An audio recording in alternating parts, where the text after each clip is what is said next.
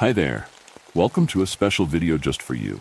This video has the sound of gentle rain, perfect for helping you fall asleep. If you have trouble sleeping or just want to relax, let the soft rain sounds help you feel calm and cozy. Find a comfy spot, press play, and let the soothing rain help you drift off to dreamland. Enjoy your peaceful sleep. And like, share, and subscribe, Haunting Whispers. My parents joined a new church. I think there's something wrong with the bread.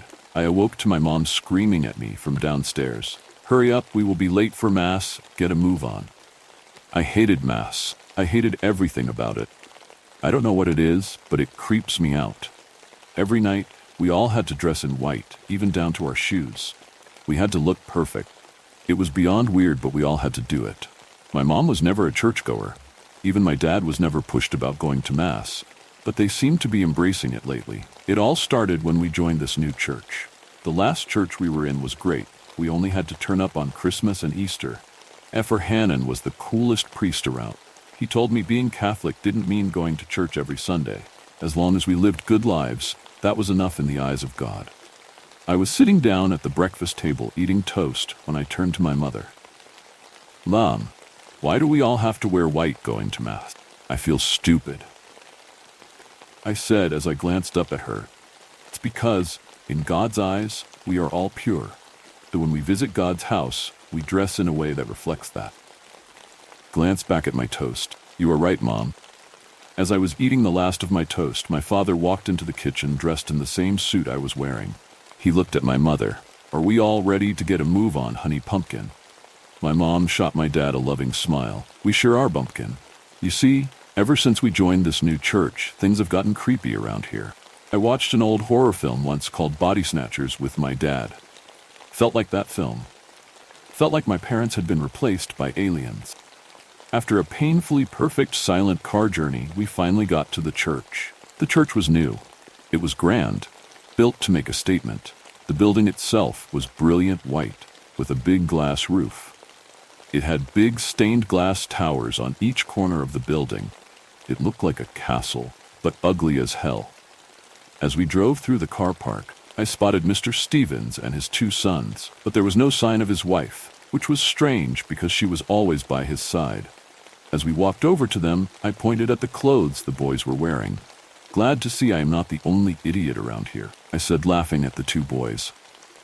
They just stood there, not even flinching at the fact I just called them idiots.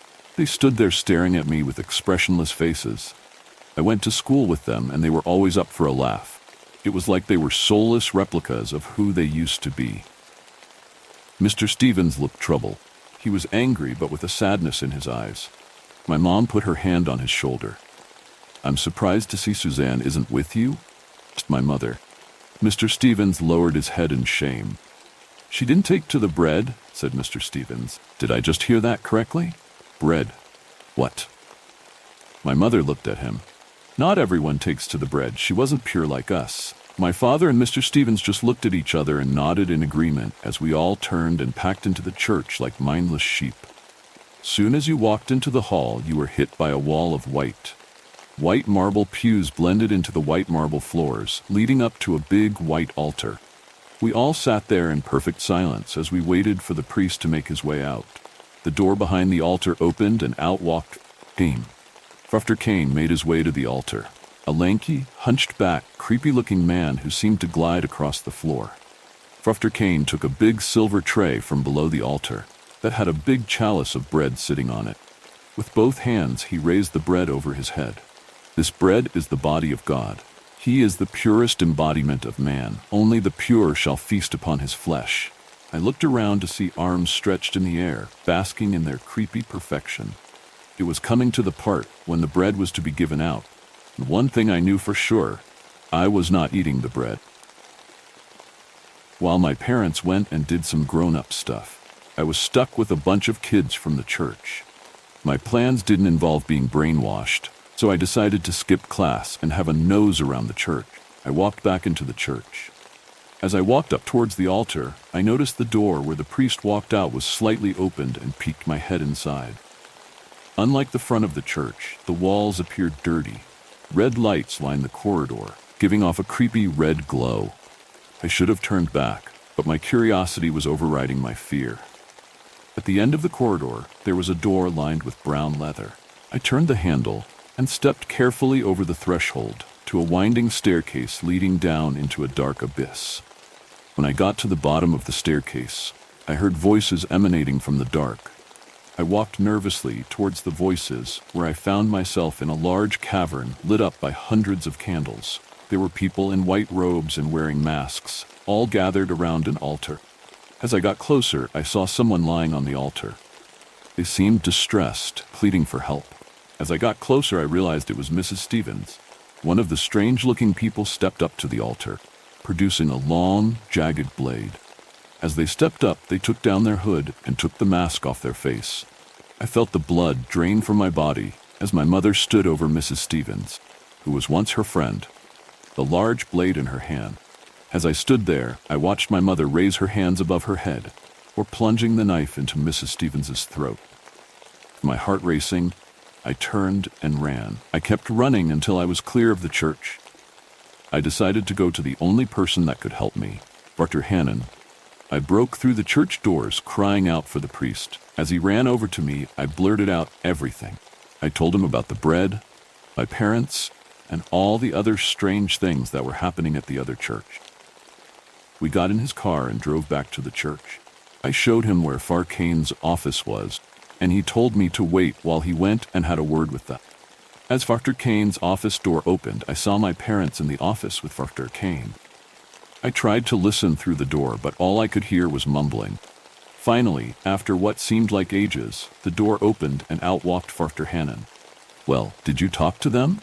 What did they say?" I asked. Father Hannon looked at me as if he was annoyed with me. "You need to stop making up stories. You need to stop being a brat and do what your parents tell you to do."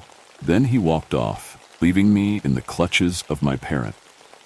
When we got home, the first thing I did was run to my room. I must have dozed off, because when I woke up, my mother and father were standing over me. "What's wrong?" I asked. My mother raised her hand and opened her palm. "You have been a naughty boy. You haven't been eating the bread," she screamed. My father looked at me. "There is no room for impurity. Impure get cleansed," he said in a hollow tone. I sat there in the bed, shaking with fear. "Get dressed. We are taking you to see Father Kane." We got to the church, and the thoughts of becoming a mindless freak were too much to bear. My father dragged me to Father Kane's office, where he was already waiting for me. Glided over behind his desk. There were no other seats, so I had to stand before him. He pulled out a chalice of bread and looked at me. "You have two choices. Eat the bread, or we will have your mother cleanse you." After seeing what happened to Mrs. Stevens, I knew what that meant. He took out a piece of bread. He made me reach over to grab it. As I went to grab the bread, I knocked over the chalice. As the priest frantically tried to gather the bread, I saw my chance and ran. I broke out through the doors of the church and ran for my life down the road. As I was running, I spotted Father Hannon's car. He nearly hit me as I tried to get his attention, but managed to stop in time. I jumped into the front seat of his car and broke down crying.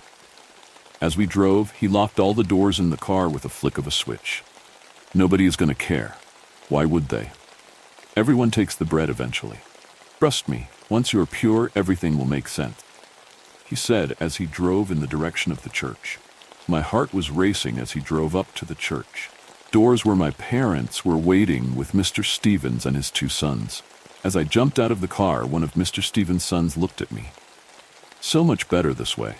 It was either eat the bread or die, so I had no choice. I walked into the church, and the doors behind me closed. Everything is perfect now. I'm pure. My actions are pure because now they are God's actions.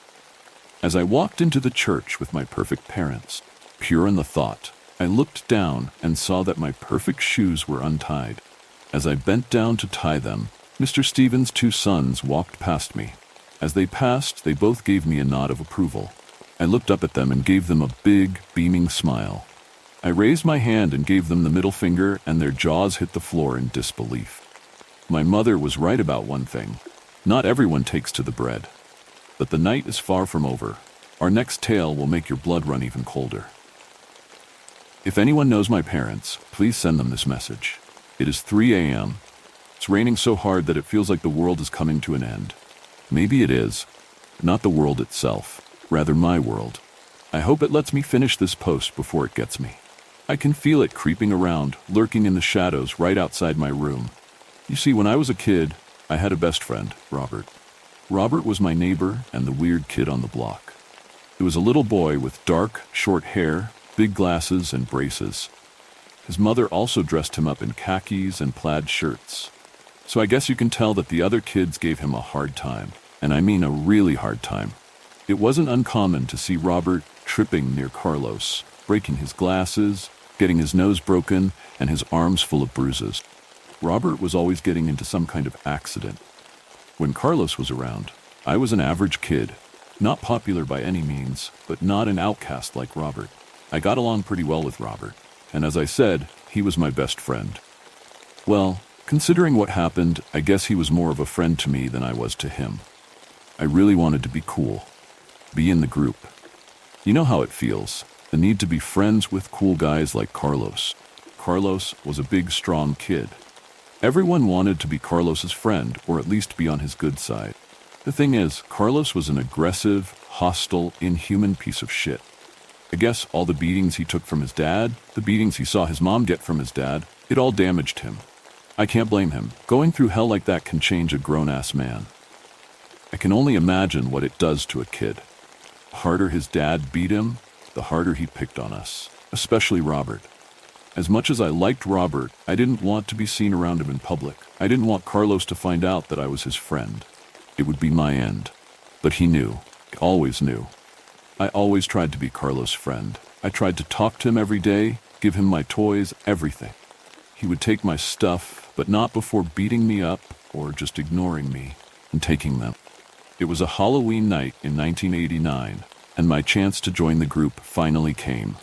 Carlos told me that he would be my friend and let me in his group if I would just do one little thing for him. We had big parties in the neighborhood, especially on Halloween. Kids from other neighborhoods would come to our parties. They were huge, with lots of candy and attraction. So, you can imagine that everyone was distracted. Carlos told me that if I could convince Robert to come with me to the abandoned house a few blocks away from the party, I was in. All I had to do was get Robert to come so the boys could play a harmless prank on him. Just a scare, they told me, and I believed them. At least, I tell myself that every day. Robert trusted me. After all, I was his best friend. He didn't hesitate. He didn't even ask. He just trusted me and came. When we got there, Carlos and his friends were waiting for us. I could see the look of confusion on Robert's face. He tried to run, but I tripped him and held him to the ground. He looked at me scared, angry, confused, and sad. I wanted to cry right then and there. Robert had been nothing but a good friend to me, and I used that to befriend Carlos. I just wanted to be popular. Carlos and his friends came closer, pushed me aside, and started beating Robert. They punched and kicked him harder than I had ever seen them. Robert moaned and screamed and cried and asked for my help. "Please, John, help me. Why are you doing this?" I was scared. I was so scared, terrified. I froze. Carlos had gone too far this time. He thought it would be funny to smash Robert's glasses with a plank he found in the house while Robert was still wearing them. I guess Carlos didn't know how strong he was, or at least that's what I want to believe.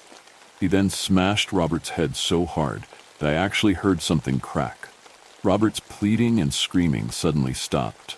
A pool of blood began to form under his head. I had never seen so much blood in my life, and I haven't seen it since. Carlos and his friends were laughing their asses off until they realized how much blood there was.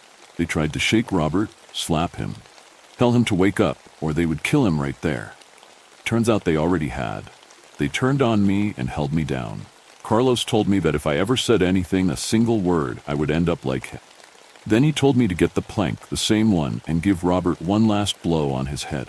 I cried and begged. I even vomited. Carlos would have none of it. He said either I did it and became a part of it, or I would end up the same way. So, I did it. Carlos and his friends left with the plank in their hands, and I stayed there for a few minutes. I didn't know whether to cry or get help or stay. I remember sitting at his side and just repeating, "I'm sorry, Robert. I'm so sorry. I didn't know. Eventually, I left. It didn't take long for Robert's parents to start worrying and looking for him. They came to my house to ask me if I had seen him, but I just lied through my teeth. A few days later, they found his body. It was news for a few days with headlines like, "Local boy brutally murdered." Some were much more sensational, like, "Local kid brutally murdered, new serial killer around." Some neighbors even said they saw, and I quote, "a black man running from the scene." Bigots and racists. They didn't see shit because nobody was around. They just wanted to incite and spread their racism. Some time passed. A year, 2 years. They tried to sell the house, but no one wanted to buy it. No surprises there, I guess. The guilt ate me up so badly. I had to tell him I was sorry. I had to let him know. So, as stupid as it sounds, I bought an Ouija board and went to that house to try it. I was desperate to communicate with him. Nothing happened. I was so angry that he didn't answer that I just threw the board away and went home. That night was the first night. When it all started, I remember having a strange dream. I was begging and crying while some random people were beating me. It was terrible. I could feel the pain. I didn't recognize anyone until I looked around and saw me. When I woke up, I realized that I was Robert in that dream. I felt everything he felt that night. Pain, the agony. But worst of all, it wasn't even the pain that hurt him more. It was my betrayal. I felt sick and disgusted. I was nothing but a murderer, a monster. I felt horrible. But nightmares happen, and it was just a dream. He couldn't really hurt me, and I would probably dream about it for another day or two and move on, right? I was never more wrong. I dreamt about that night for 2 weeks. It started to affect me so much that I stopped eating, my grades went way down, and I didn't want to leave my room. My parents were worried sick about me. They talked to me and tried to understand. I could hear them crying at night, and that made me feel even worse. That is possible. They put me in therapy, and even though I could never be honest about it, it helped a little. The dreams stopped for a few years until I went to college. I was lucky enough to have parents who could rent an apartment for me, so I didn't have any roommates. But I heard noises every night.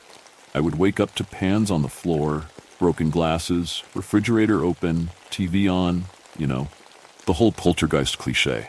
I always thought that was just bullshit until it started happening to me. I just knew it was Robert.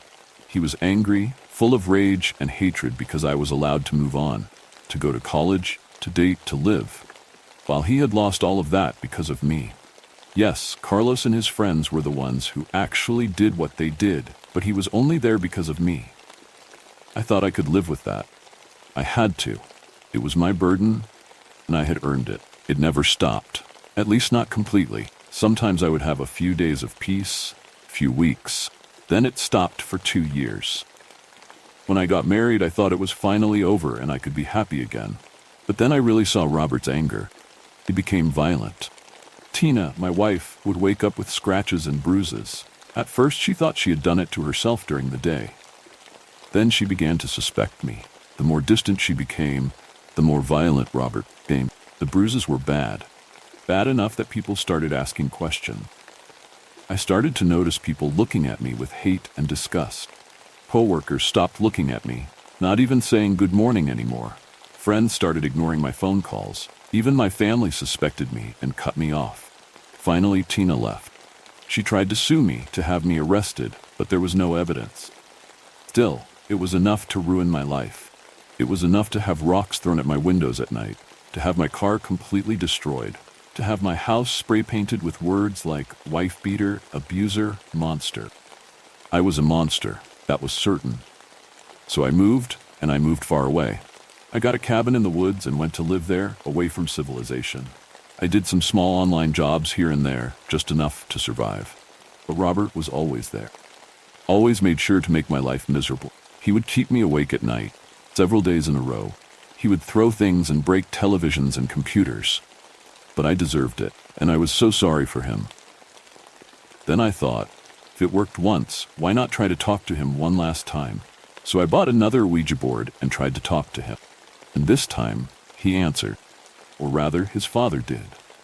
See, what I didn't tell you is that after what happened and a few months after it all started happening to me, Robert's father went crazy, killed his wife, and then, well, I guess you know what he did. All this time, I blamed Robert. Yes, I know I said I deserved it, but it made me angry. He ruined everything. He made my life miserable. What I also didn't tell you is that although it was Robert's father who beat Tina, who made her life hell while she was with me, it wasn't just him. One night, I got tired of her blaming me, of my friends blaming me. We got into this big fight, and I hit her. It was a hard punch.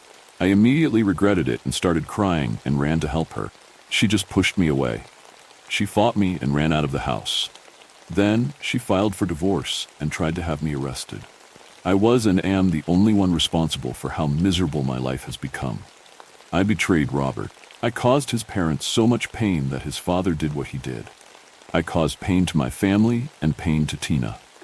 I am a monster and a horrible person, but I am still human, and I am so scared. His father told me that night, 3 days.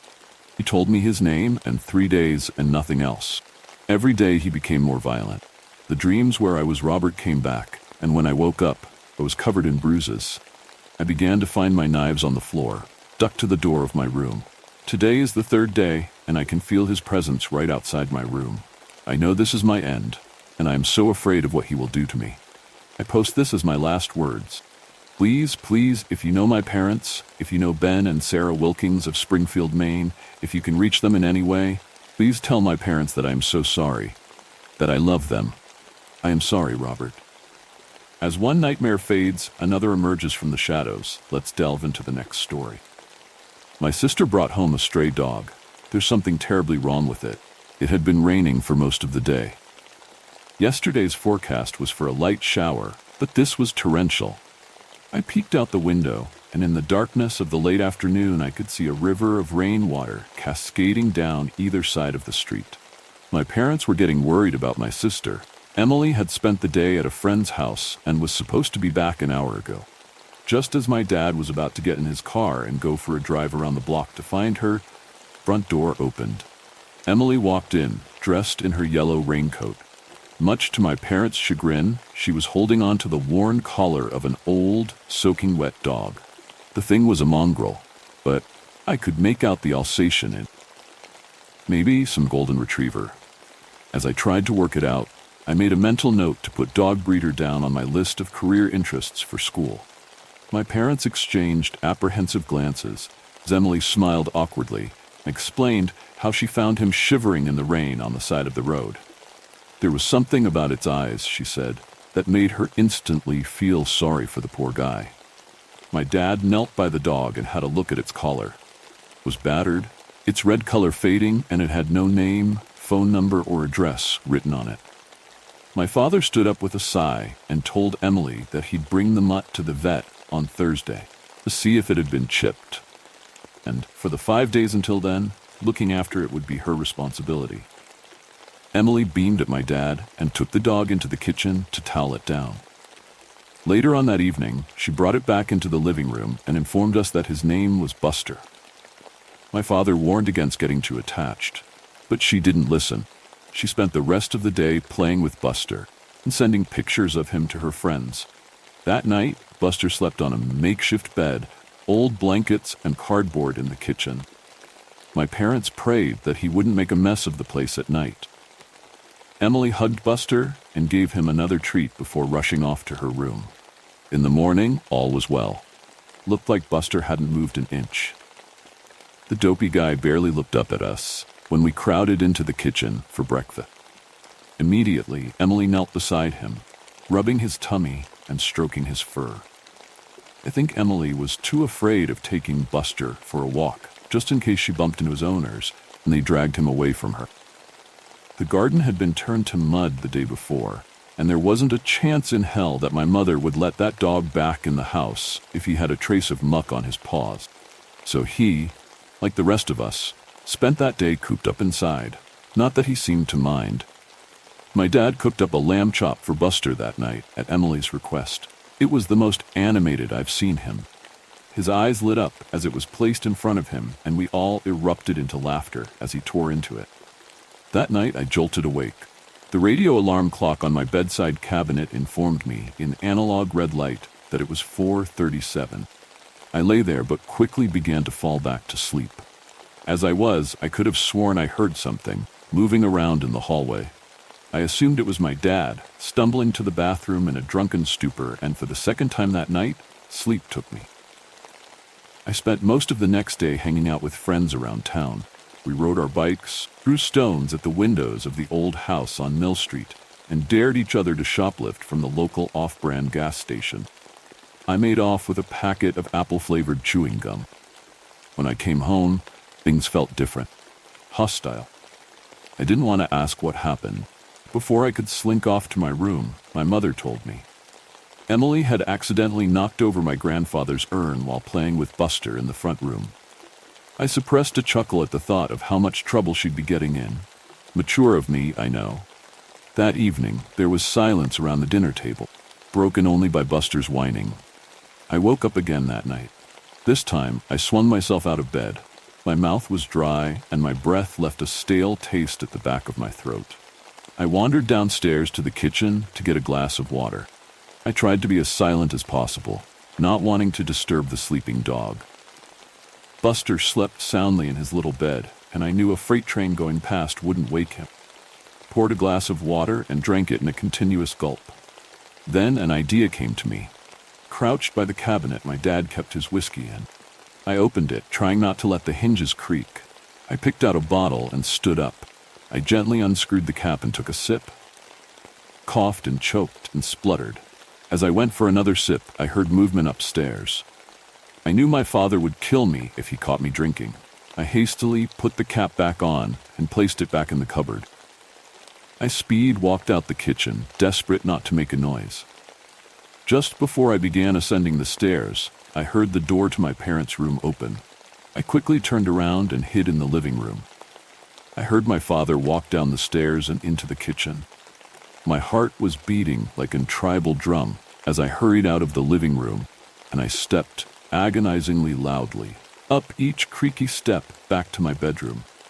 I thought I had made it, but just as I was pushing my bedroom door open, I heard a voice behind me. It was my father. He'd popped his head out of his bedroom. He asked if it was me moving around. I told him that I'd just gone downstairs to get a glass of water.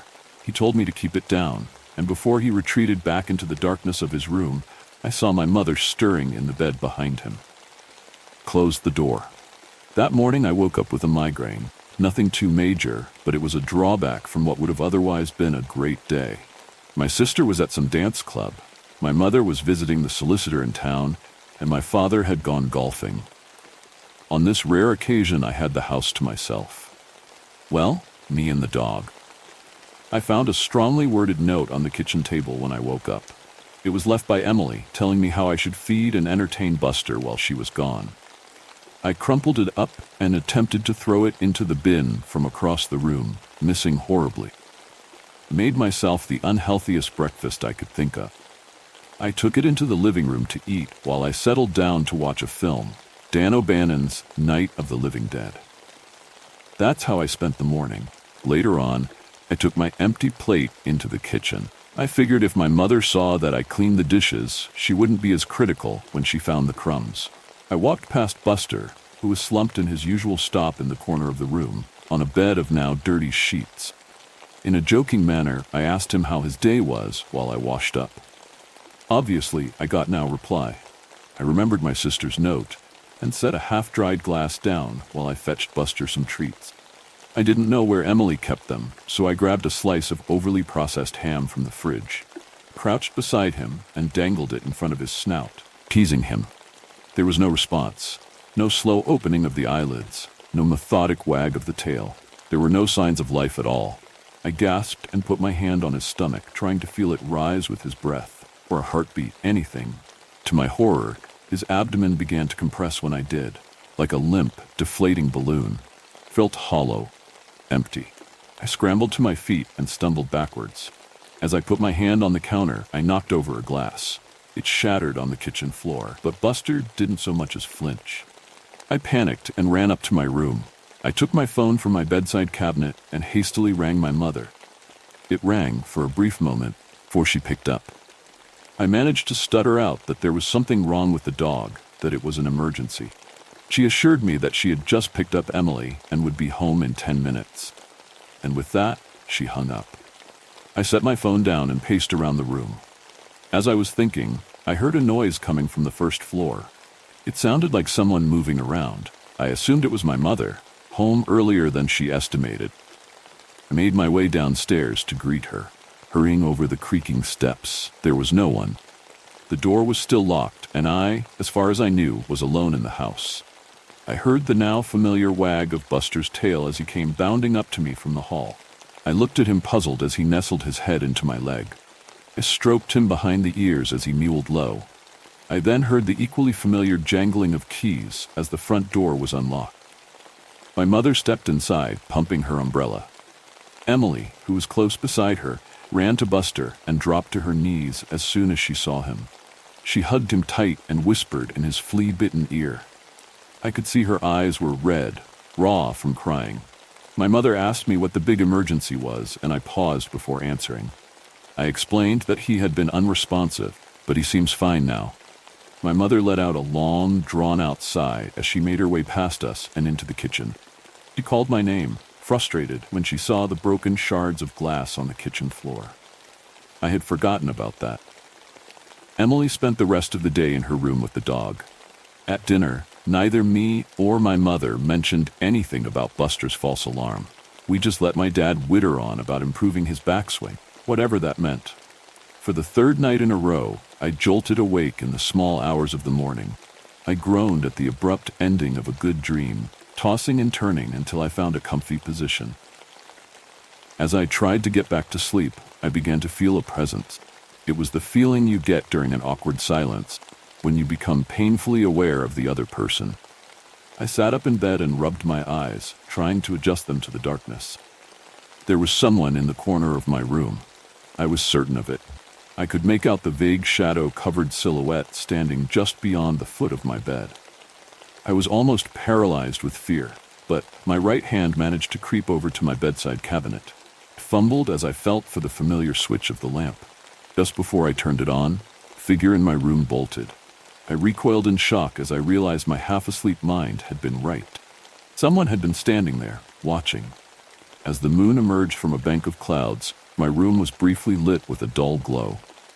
In that half-light, I saw the outline of a tall man slink out of my room and into the darkness of the hall. I didn't realize I was screaming until my father burst into my room moments later.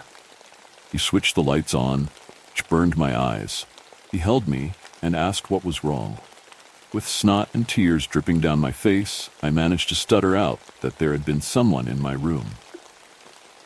My dad turned and ran back into his room. His caring embrace was quickly replaced with my mother's. He emerged with a baseball bat in his hands, gasping it so hard his knuckles were white. My mother went to check on Emily. She made me come with her, not waiting to let her children out of her sight. Me barged into Emily's room. She was already awake, sitting upright in bed. My mother fired a barrage of questions at her. Dazed, Emily told us that she hadn't seen anything. My father came into the room 10 minutes later. He informed us that he did a sweep of the house and found nothing. No signs of a break-in, no mysterious intruder. He brought me back to my room. Once I was in bed, he sat by my side and explained to me that I probably just had a bad dream. He said there was nothing to be afraid of, and joked that if someone did break into the house, they'd soon be scared off by Buster, the world's greatest guard dog. Eventually, I mustered the courage to fall back asleep. The next morning, everyone in the family was noticeably tired, even the dog. We greeted each other with yawns and joked about the previous night's events. I didn't know that this was the start of the last truly happy day of my life. My parents went out shopping, Emily took Buster for his first proper walk, and I spent most of the day gaming. It was a normal day. I've had dozens just like it. We had chicken breasts and bland steamed vegetables for dinner. Wednesday was family night. So after dinner, we came together in the living room to play a board game. Tonight, it was Cluedo. Buster was curled up at Emily's feet. My father thought then was a good time to remind her that tomorrow he was bringing the dog to the vet and would hopefully reunite him with his real owners. At this, Emily screamed that she was his real owner. She stormed out of the room, Buster following close behind. As soon as she slammed the door behind her, my dad signed. He said he knew my sister would get too attached to that dog. This was the sour note the day ended on. At 10, I did my usual routine. Brushed my teeth, changed into my pajamas, and listened to music for half an hour or so before turning over and going to sleep. As I expected, I woke up again in the middle of the night. This time, I was too afraid to move, too afraid to open my eyes and see what could be lurking in my room. Instead, I kept them tightly shut and tried desperately to go back to sleep.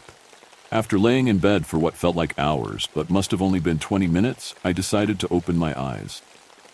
I was filled with a directionless dread as I slowly peeped out over my duvet. Since I had woken up, I couldn't shake the uneasy feeling that I was being watched. As I pulled the covers away from my face, I saw who had been staring at me. My bedroom door was wide open, and sitting perfectly still in the doorway was Buster. His head was craned slightly and looking directly at me. I chuckled to myself, realizing that I had been terrified over nothing. I swung my legs out of bed and got up. I took Buster by the collar and began to lead him back downstairs to his bed. As I walked down the hall, I noticed that the door to my sister's room was ajar. I brought Buster into the kitchen and watched as he lay down on the crumpled mess of cardboard and old blankets that he slept on. I smiled as he slumped his head onto his paws and closed his dreary eyes. I wouldn't exactly call him my best friend, but I'd miss him after tomorrow.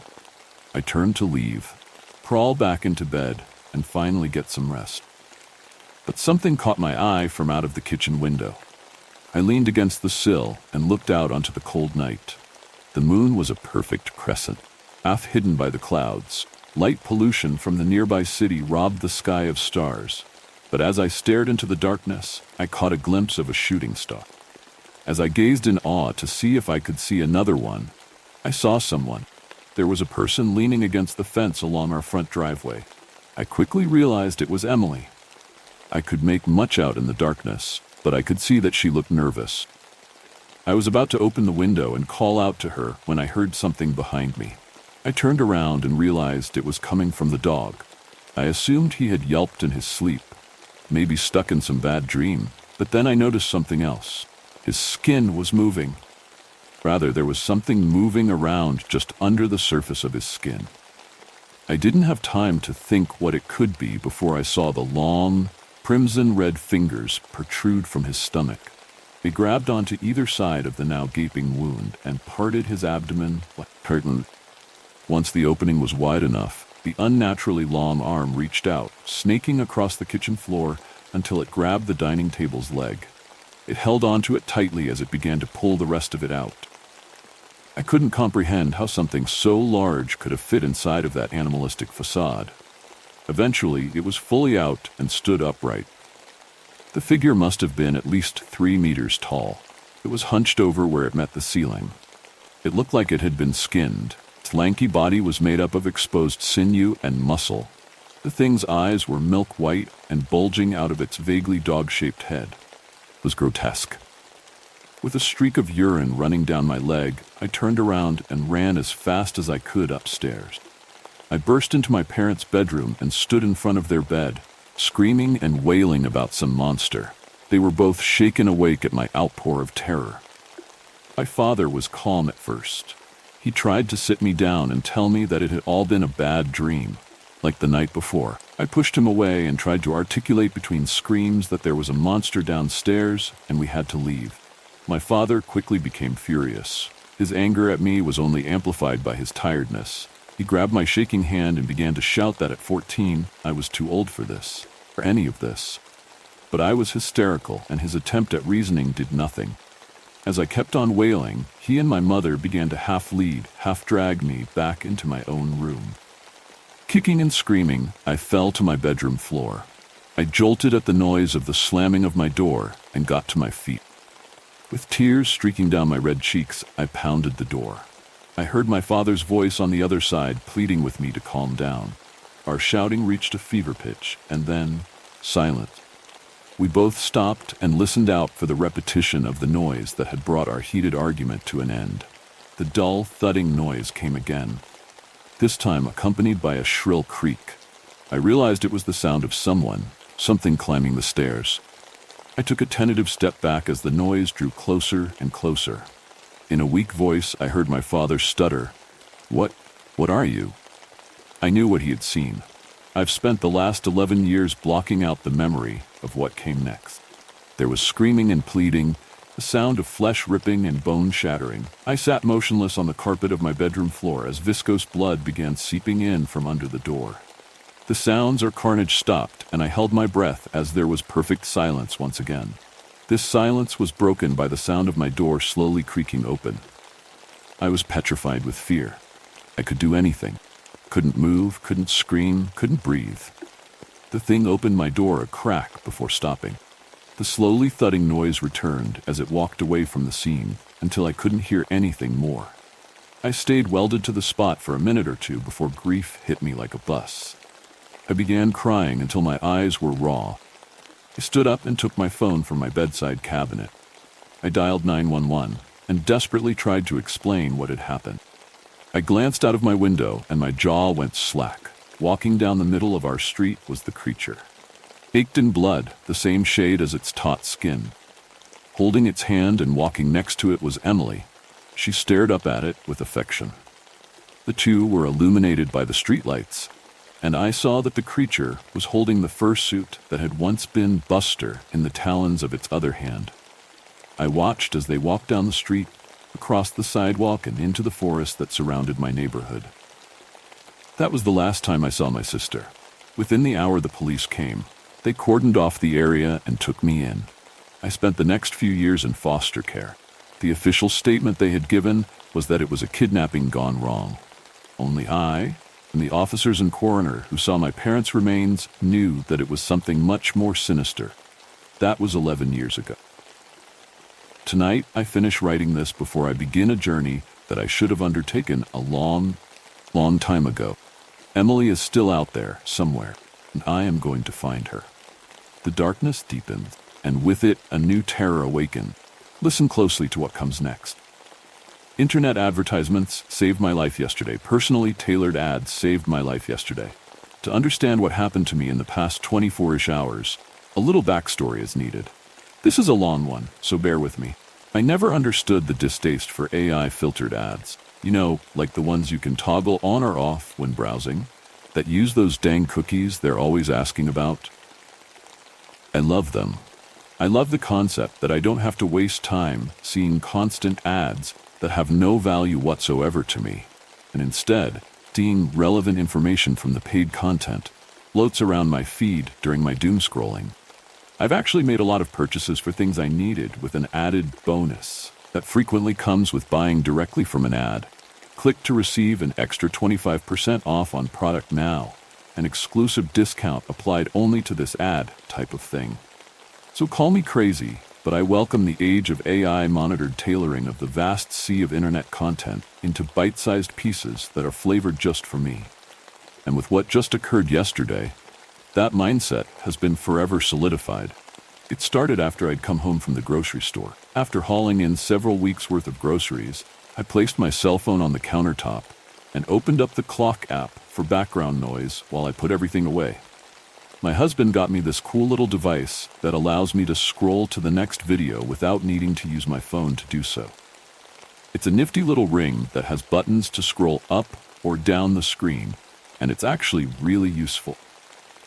Anyways, got a little off topic there, but my brain is still a bit of a fuzzy mess, so forgive me if there's a random tangent or two. Okay, so yeah, putting away the groceries, the sound of random skits and funny stories about people who work in retail coming from the countertop. I clicked the little button on my scrolling ring, and the clip that followed was an ad. Not unusual, as every few videos is an easily bypassable advertisement, but this one made me pause. Standing in front of the open cabinet, holding some off-brand spaghetti sauce in one hand and a jar of peanut butter in the other, I carefully set them back down on the table and walked over to the countertop, eyebrows furrowed, to see if I'd heard the ad correctly. Tonight's episode of 911, the hit TV show, features an episode that may feel like déjà vu. Don't make the same mistake as the unlucky woman on tonight's show, and check your locks before you go to bed tonight, including the window in the guest bedroom with the green and blue curtains.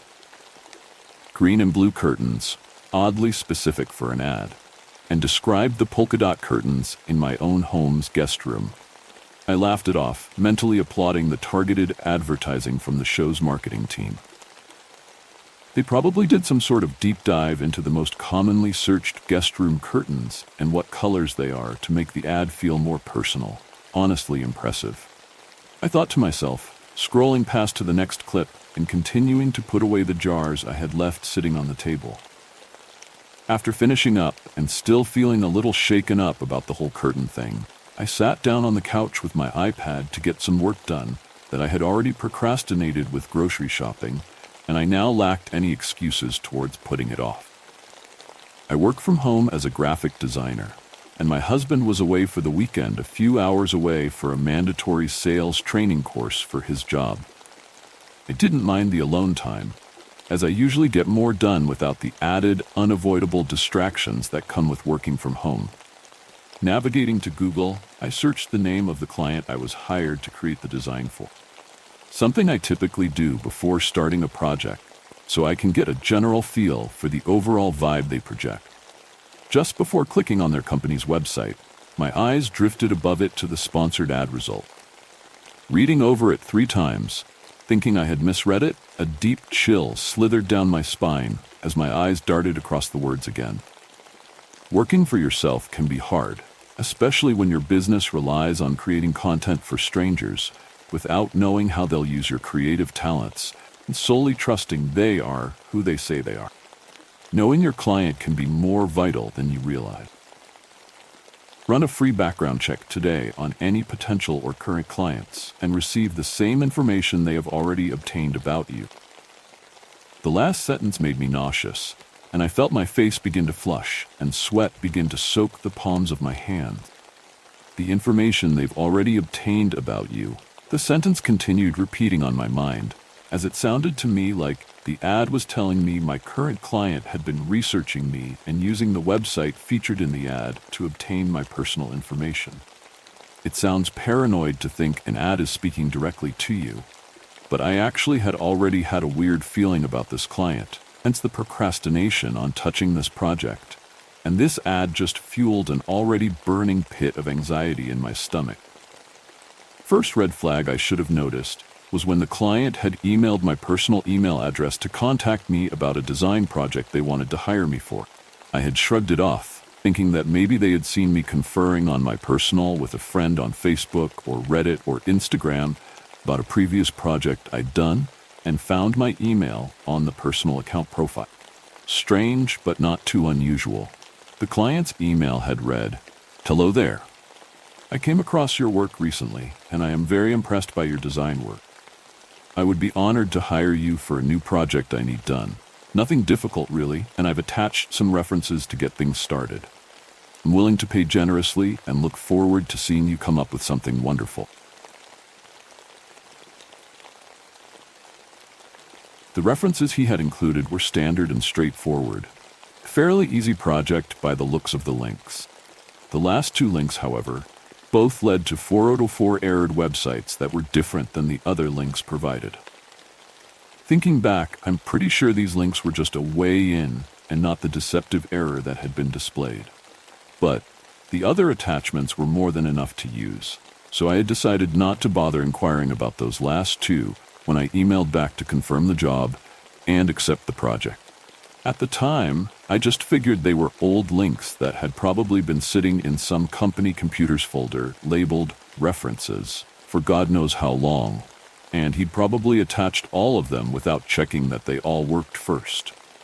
I saw no point in worrying about 2 broken links, with the other 20+ references working just fine. This was the second red flag I had just dismissed after getting distracted by the massive payout quoted for the project in his following email.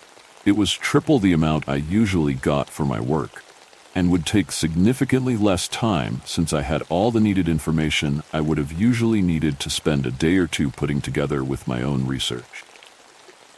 It sounded too good to be true, but to my credit, I did at least have the sense to inquire as to why he was offering so much more than my usual price for designing similar projects I had done in the past.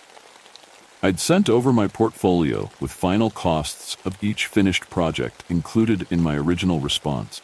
Since I didn't know exactly how he'd found my contact information, with it being my personal address, and if he'd even been to my website or my actual portfolio, or if he'd just come across a project that my name was pinned to and liked the work I'd done.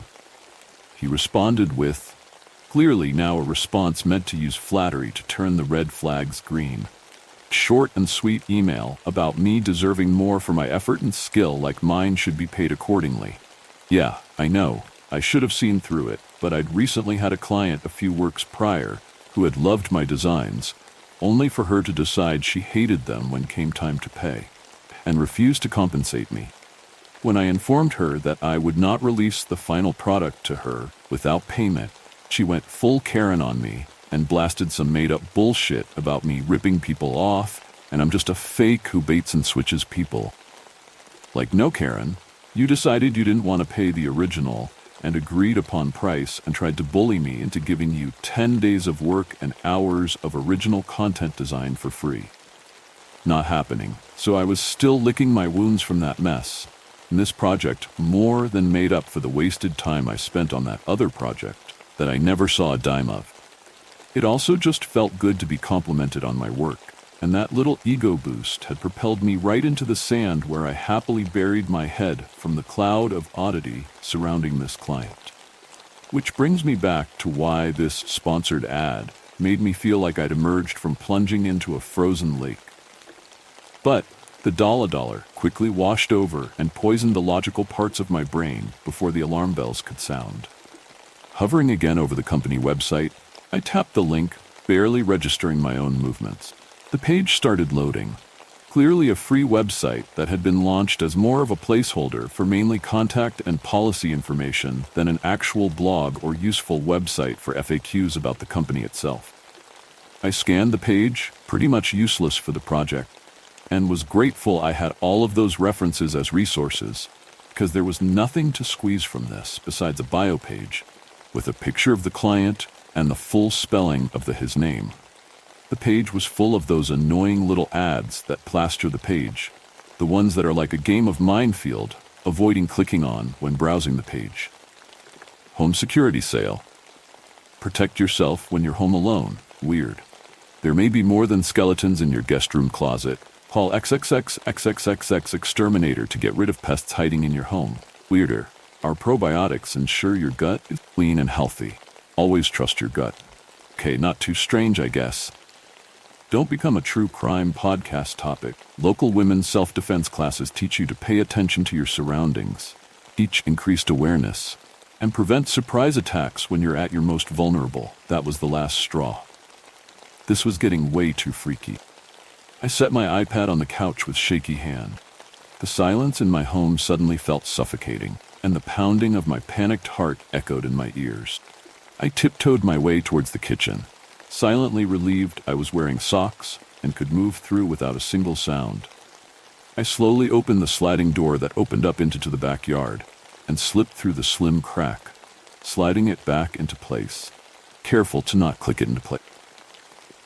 I jogged to the side of the yard, leaning on a small tree in the yard, out of view of any of the home's windows. I stared at the blue and green curtains of the guest room window, and within minutes, I saw the shadow of a figure and without hesitation pressed call on the screen that I already had 911 dialed on the moment I had gotten outside.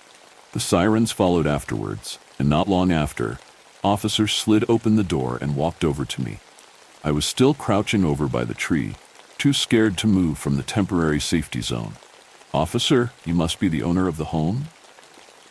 Me. "Yes," I called. 911? Was there anyone in there?" My voice was shaking, and the officer crouched down next to me. He placed a hand on my shoulder, then stood up, offering me a hand and pulling me up. A second officer had joined us outside, and the two of them lead me inside.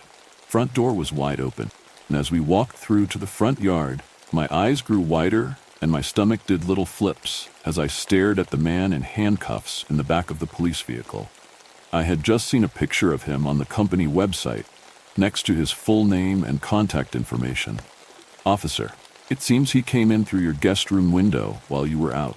He'd hid under the guest bed and was found with multiple weapons, rope, a handsaw, and a garbage bag. I'm not sure yet what his plans were exactly, but considering he stayed hiding under there until we found and dragged him out, instead of attempting to run back out the window when we announced ourselves upon coming inside the house, he was clearly hoping he could just hide long enough to finish whatever it was he wanted to do. I stood there, mouth dry, shivering, quickly coming to the terrible revelation that had it not been for some oddly specific targeted ads, I would have just worked on the project this creep had hired me to complete, and went to bed without a second thought. So please, if you ever see some ads that feel like they're speaking directly to you, listen to them. From one horror to another, we descend further into the abyss. Brace yourself for the next tale. When dream turns nightmare. Ever since I was a child, I've been fascinated by the world of dreams. The idea that our minds create these vivid and unpredictable worlds while we sleep always intrigued me. As I grew up and pursued a career in science, I knew that studying the mechanics of dreaming would be my life's work. Throughout my years of research, I've had a constant companion by my side, my loyal golden retriever, Buddy. He's been with me through the ups and downs of my research, always there to comfort me when experiments didn't go as planned. With his support, I've poured countless hours into building the machine of my dream. The machine is massive, taking up an entire room in my lab. It's covered in wires and blinking lights, like something out of a sci-fi movie. But it's more than just a cool-looking gadget. It's a portal into the world of dreams. After years of hard work, I finally did it. I created a machine that can read the information from a person's brain while they're dreaming and display it onto a monitor. It was incredible to see the images that people had dreamt up, from fantastical landscapes to bizarre creatures. But as with any invention, there were limitations. The images were twisted, and sometimes it was difficult to see anything. And the machine could only reveal what the person was dreaming for a few fleeting seconds before the image faded away like mist. Still, those brief moments were enough to give us a glimpse into the inner workings of the human mind.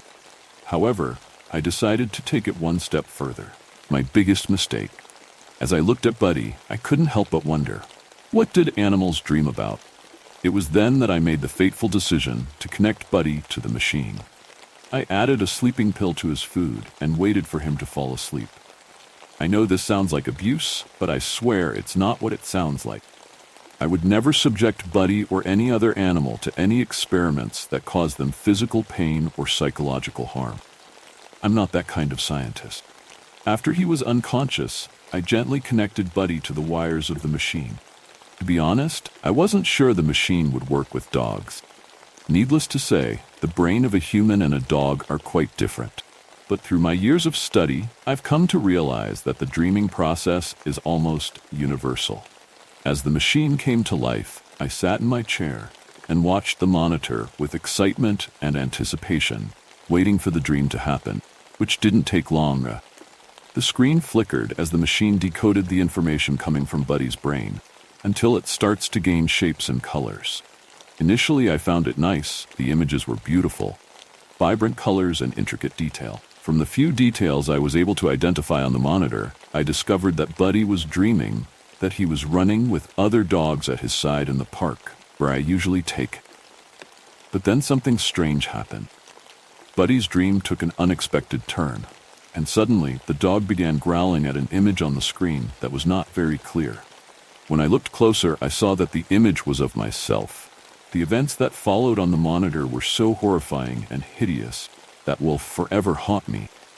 Buddy's eyes glowing with hatred and rage, what once was innocence and pure goodness. He hated me and all mankind with every fiber of his being. As I watched in horror, I realized that I made a much bigger discovery, one that should have remained in the realm of the unknown. As the screen faded to black, I knew I had unleashed something dangerous and sinister, and I knew deep down that after this experience, nothing would ever be the same. I was at a loss. I couldn't explain why this was happening, and I certainly couldn't understand why my own dog would hate me so deep. Buddy had always been pampered and loved Big Puppy, so where was this hatred coming from? As I left the lab, Haunted by the memories of what I had seen, I couldn't shake the feeling that maybe dogs weren't man's best friend after all. Just when you thought it was safe to breathe, a new fear is lurking. Prepare for the next story. Predestination paradox. I witnessed my father being murdered, and ever since life has been an endless loop of pain and drugs.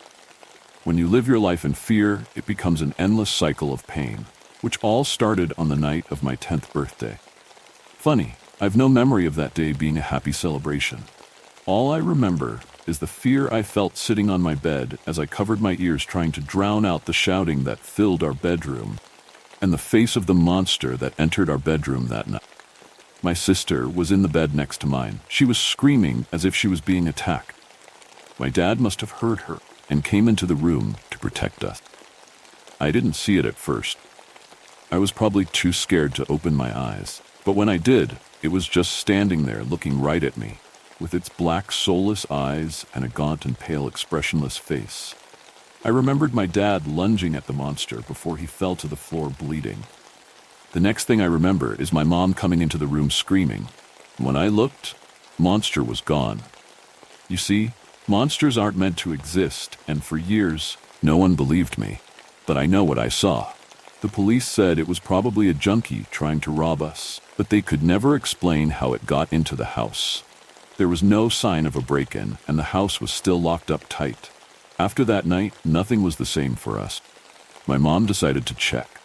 She was there in body, but it was like the lights were on, but no one was home. I resented her deeply for it. We needed her more than anyone. Instead, we lived with the sense that we had lost two parents. My love affair with drugs started with my mother. Her self-medicating came in the form of blue and purple pills she called Mommy's Little Helpers, which only helped to turn her into something we didn't recognize. It was harder on my sister, who was too young to realize what was happening. She didn't understand why her mommy's voice changed, and she was so out of it. She didn't understand why her mom couldn't get out of bed most days to make sure she had something to eat before school. She didn't understand why Mommy would nod off during a parent-teacher meeting, which resulted in us getting taken into care.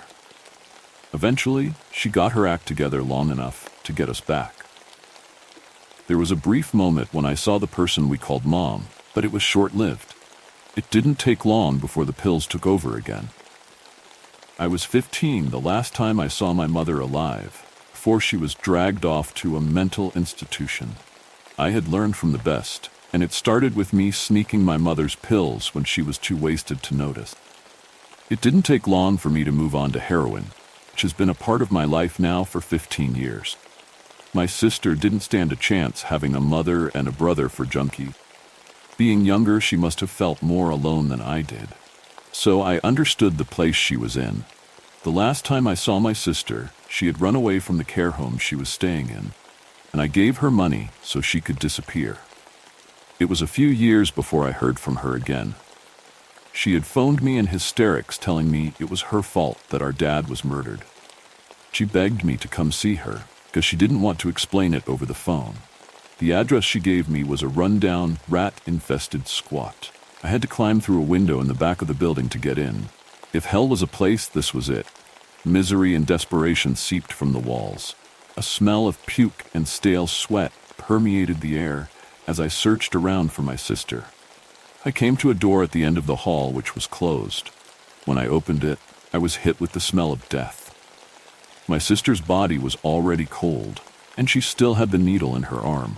I was too numb to cry, but inside I was screaming. Next to her body was a note with my name on it, with the words, "It wasn't your fault," written on it. After they took her body away, I decided to stay a few days in the squat, since I had no place of my own. My sister had pictures of us during better times stuck to the wall where I found her. I could still feel her presence and didn't want to leave her in this cold, dark place alone. The room had a closet, which was the only bit of furniture in the place. I decided to check it to see if my sister had any more drugs hidden away, but it was empty, apart from a tunnel. The tunnel had me perplexed. It seemed dark and endless, but on the other side of the wall was an empty room. I climbed in and began making my way down the long and dark passage. It seemed to go on forever. Eventually, A light appeared at the end. When I made it to the other end, I found myself in another closet. As I slowly crept from the closet, I was hit with a familiar smell, something warm that I remembered from my childhood. I had been in this room before. I could feel the tears well up in my eyes as childhood memories came flooding back. It was my old bedroom, the one I shared with my sister all those years ago. I quietly explored the rest of the house. I went downstairs, and there was my dad's favorite chair in the corner. And next to it was the morning paper he would read before he left for work. My eyes widened, and my heart began to race when I noticed the date on the paper. It was the day of my 10th birthday, and a few hours before my dad was murdered. I found myself back in the rundown squat. I struggled to make sense of what I'd just discovered, but maybe this was what my sister wanted to talk to me about. Maybe this was a chance to go back and change our lives for the better. This was a chance to go back and kill the monster before he killed my dad.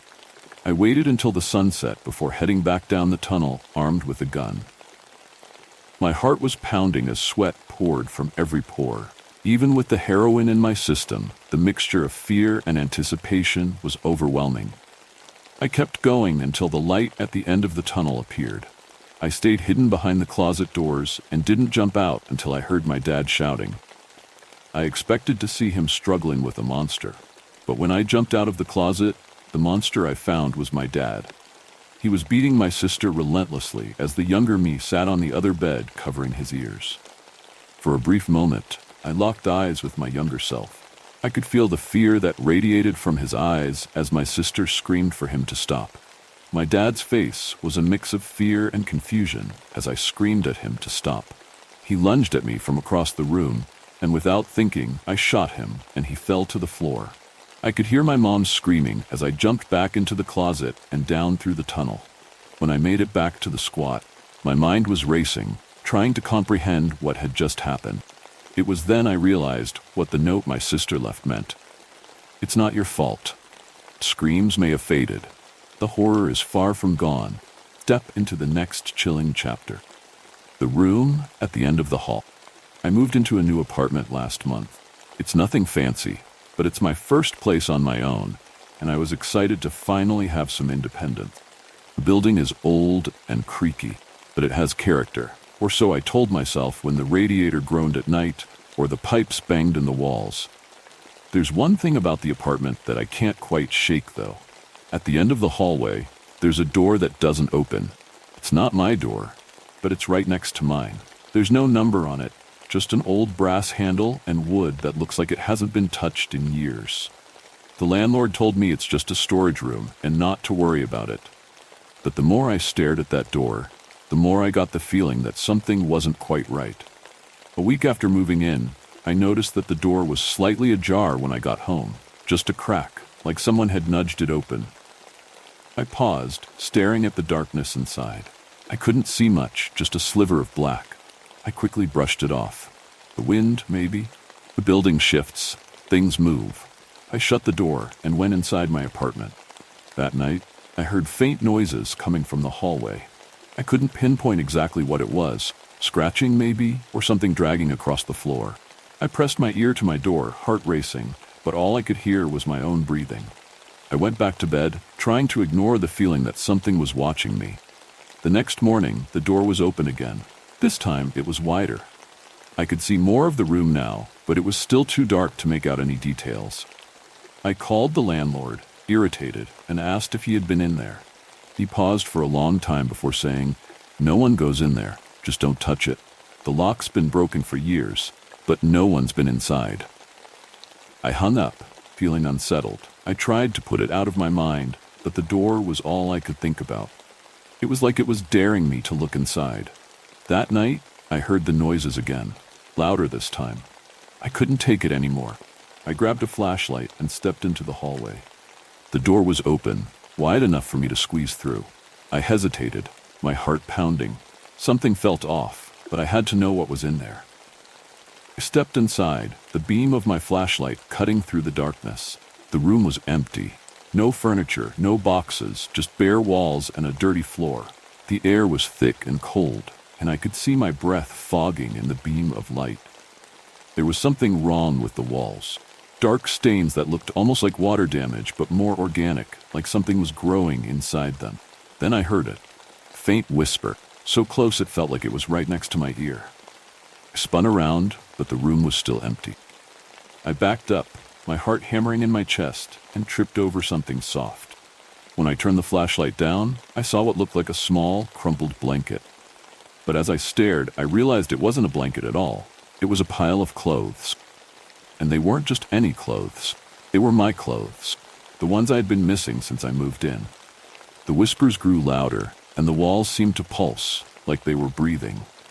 I stumbled backward, trying to get out. The door slammed shut. I pounded on it, screaming, but all I could hear were those whispers, hushed voices, speaking in a language I didn't understand. Then the scratching started again, only this time it was coming from inside the walls.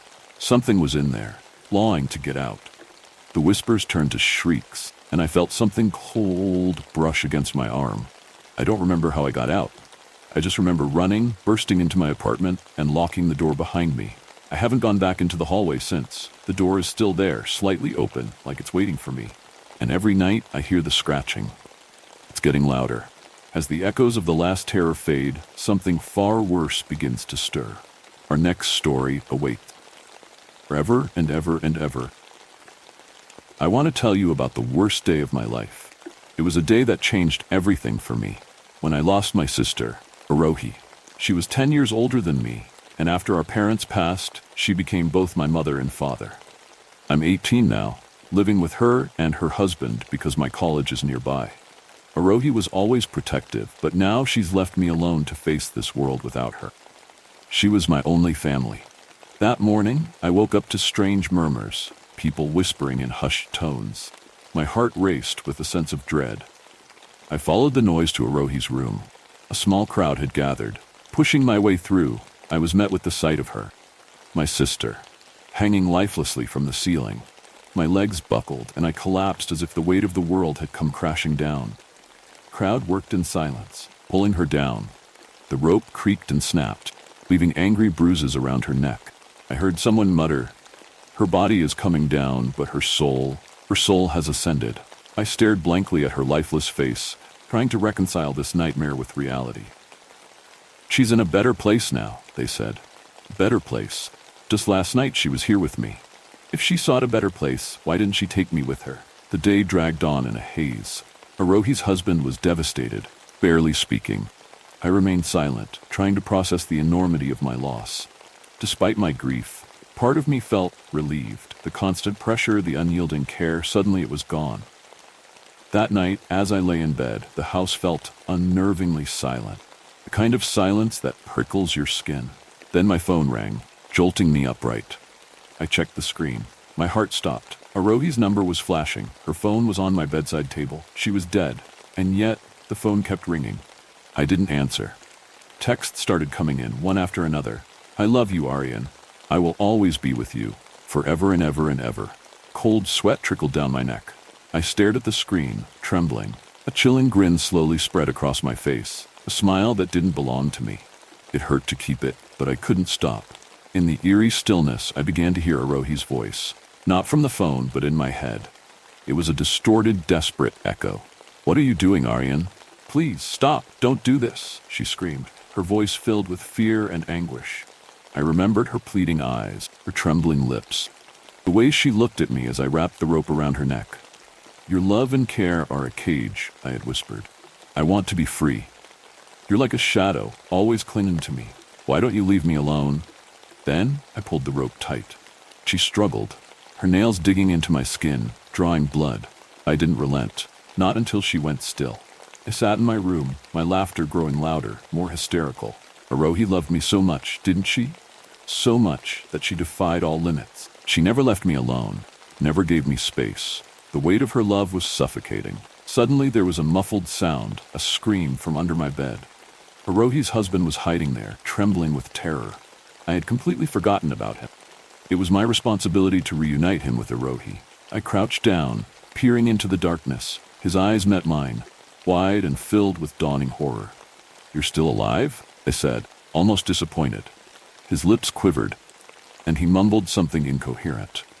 I reached for the metal rod I kept by the bed. The cool weight of it felt strangely comforting. With a single swift motion, I swung it down, once, twice, 3 times. His skull caved in with a sickening crunch, warm blood splattering my face. I kept hitting him until there was nothing left but a pulpy mess. Breathing heavily, I picked up Arohi's phone and tossed it onto his body. The screen lit up with the final text, forever and ever and ever. So there you have it, the worst day of my life. I lost my sister, my protector, my family, and now it's just me, alone. Or maybe not so alone after all, because every night I still hear her voice, whispering, crying, and sometimes I can almost feel her shadow forever and ever and ever. You survived the last story, but will you survive the one that follows? The World Eater is coming. The World Eater is coming. This is a phrase I have heard ad infinitum. The person who said it to me was my mother, Allison Cunningham, and she is rather strange. Well, I was about 6 years old, just a bit after Luna was born. Their car was struck by lightning on a sunny day, at least according to my mom. My father died at the scene, while my mother, as you can guess, survived.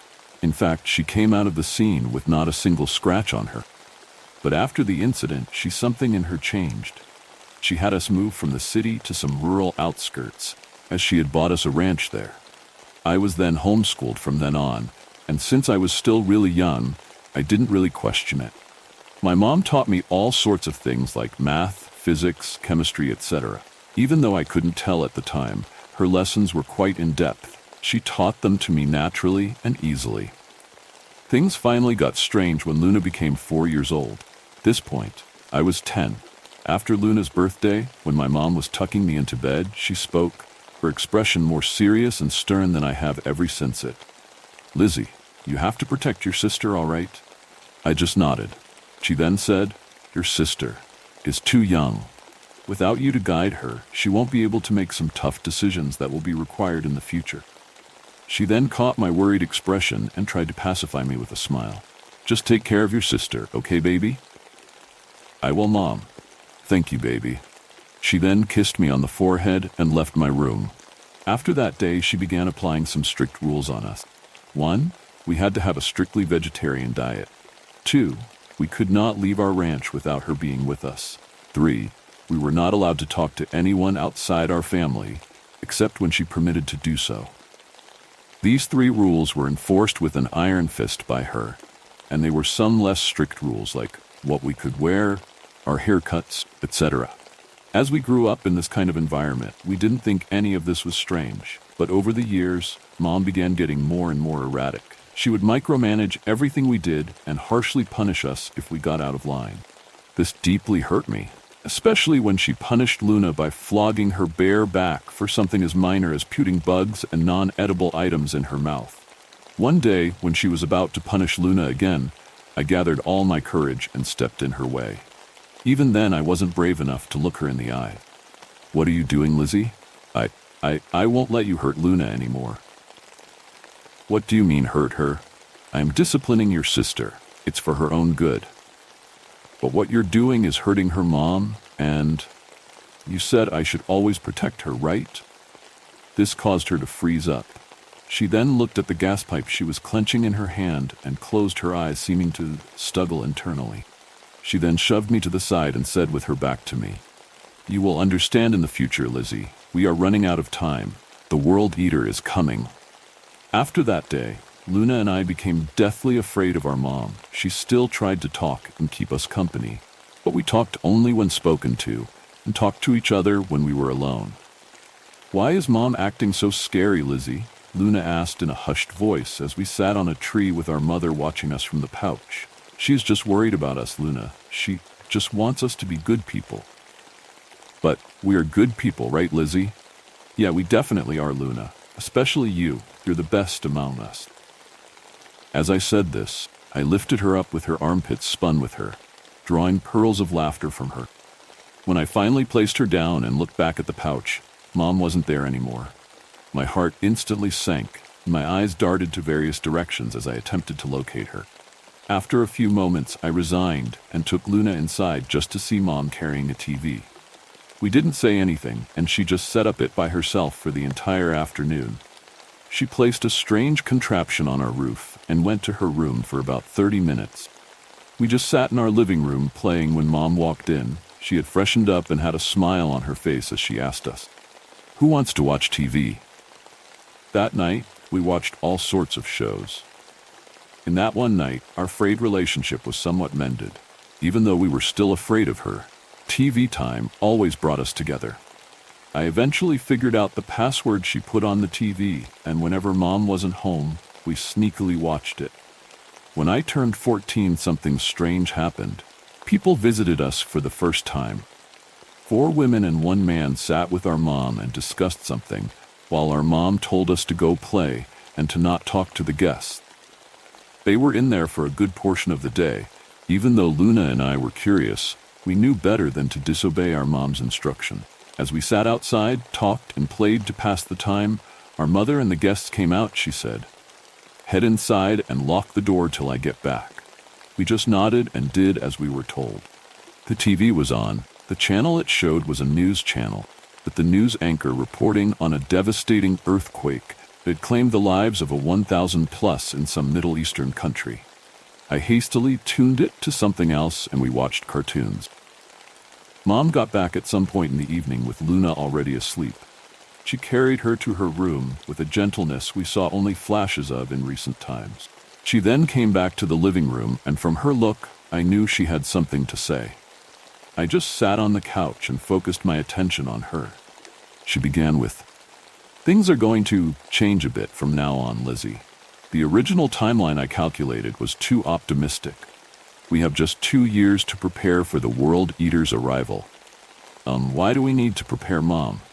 "We need to leave this mortal plane before it gets here, Lizzie, or it will subject us to a fate worse than death." I went quiet at that response. She then continued, "There's no need to be scared, Lizzie. As long as you and Luna do as I say, we will be fine. Trust me, okay?"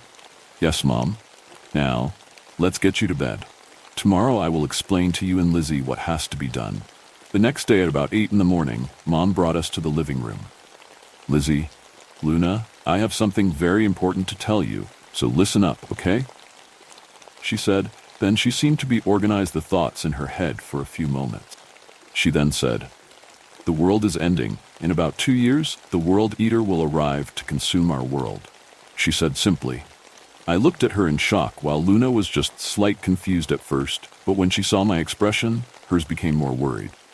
At this point, Mom had always told us the World Eater is coming and that we had to prepare.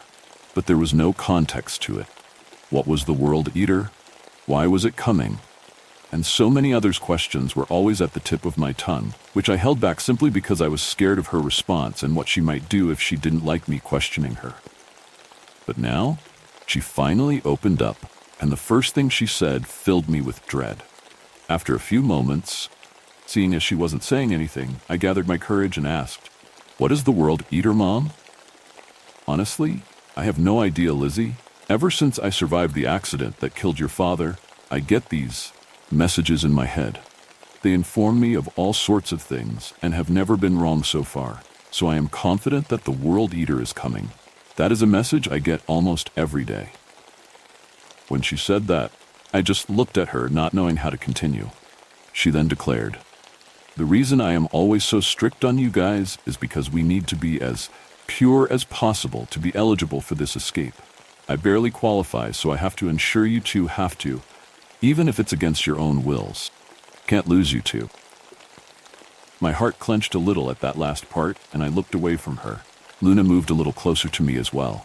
Whenever Mom got like this, harsh disciple wasn't far off. "Look at me, Lizzie. I won't hurt you. You have already learned your lessons. If I insist on disciplining you further, I would just be cruel. That being said, we have to prepare for the World Eater. So you have to listen to me now more than ever. Understood?" Luna and I nodded frantically. "Good." She then started patiently explaining to both of us the 3 things we had to do to ensure our survival. Firstly, we had to do the shedding of weak rite. It was a ritual where we had to sit in an isolated space for 12 hours. We each had to do this for a week. This was hard for me and especially hard for Luna, but we both got through it with no extra fuss. Secondly, we had the culling of the meek rite. For this, a lot of people show up on our property for it. This ritual took place late at night with a full moon hanging low. A sheep, a dog, and a cat were placed on makeshift altars. One person stood behind each animal with daggers in their hands. The animals were binded to the altars and could move. Our mom stood with them and gave what I can only describe as a sermon. She intoned with a voice filled with a gripping fervor. My beloved brothers and sisters, gathered here today in the shadow of the ancient ones, we stand at the precipice of our great escape. The time of reckoning draws near, and we are the chosen vessels of the cosmic reckoning. Behold, the innocent creatures before us, symbols of the blind ignorance and meekness that has plagued humanity for far too long. Their blood will be the catalyst for our ascension, key to unlocking the hidden truths of the universe. We have been mocked, ridiculed, and oppressed by the forces of the ignorant. But we know the secrets. We know that the earth is a feast, and we are supposed to be the main course. As we stand here, poised to escape the primal forces of chaos, the world outside still wallows in it blind ignorance.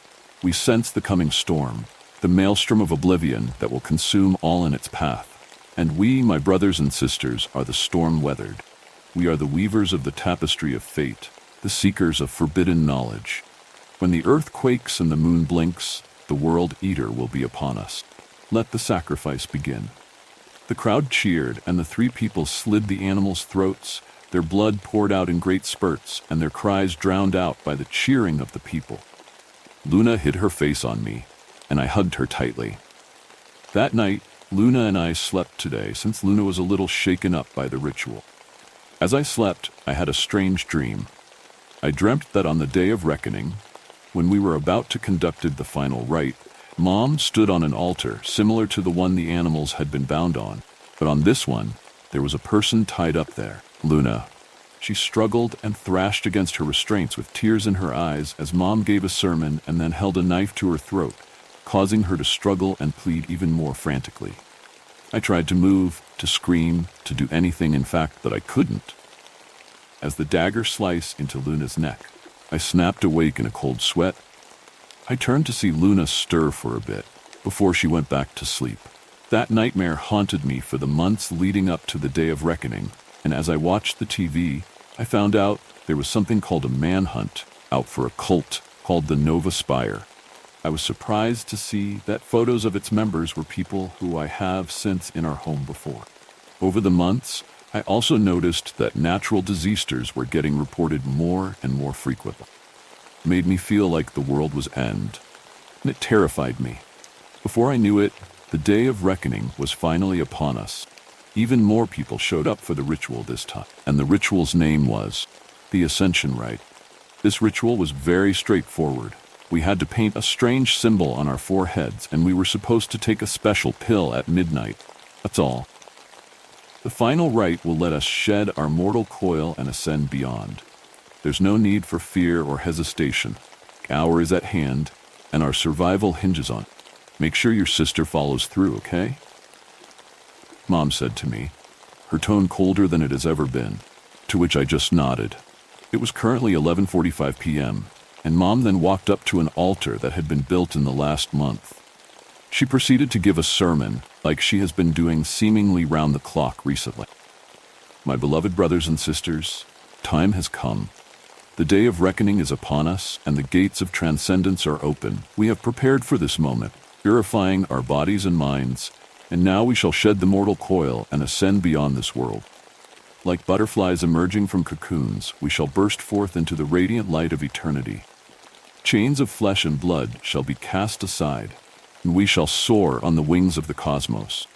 Do not fear the unknown, for it is in the unknown that we find our true self.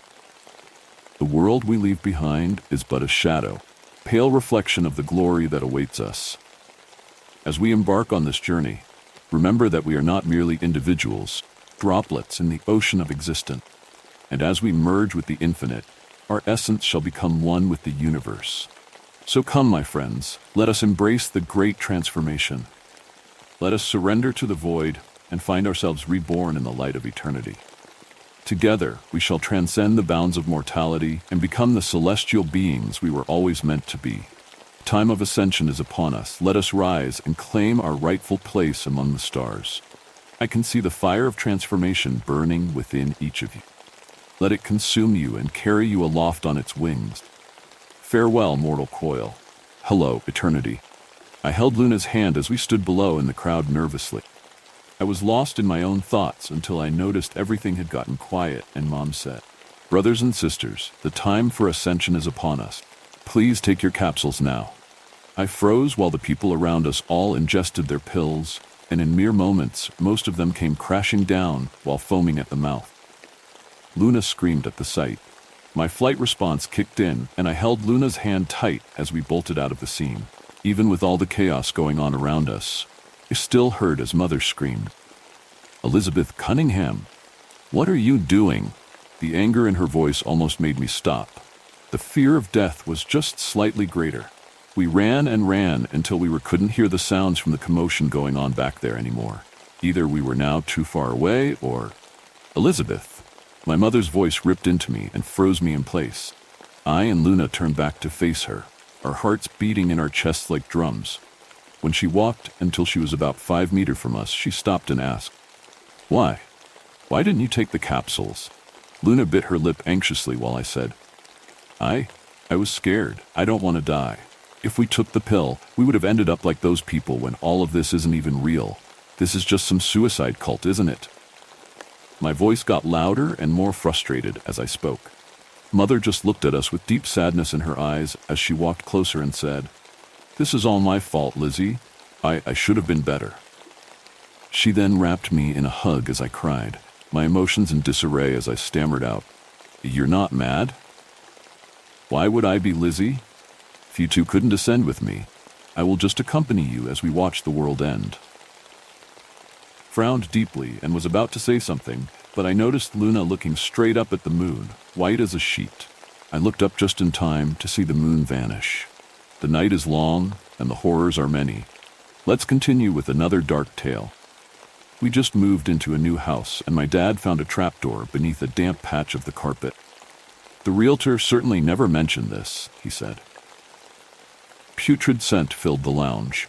It hadn't been there when we viewed the property, but it certainly made itself known once Dad purchased the place. Isn't that always the way?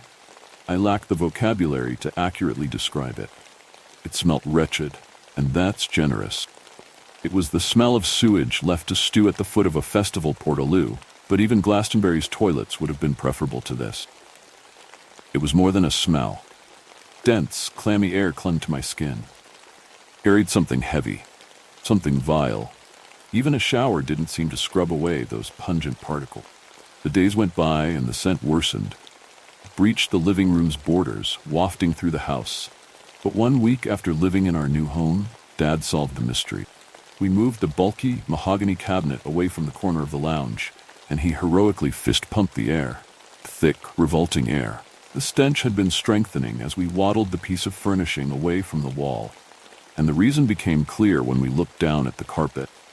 There lay a damp, moldy patch at our feet, the source of the god-awful smell that had been violating our senses for 7 torturous days.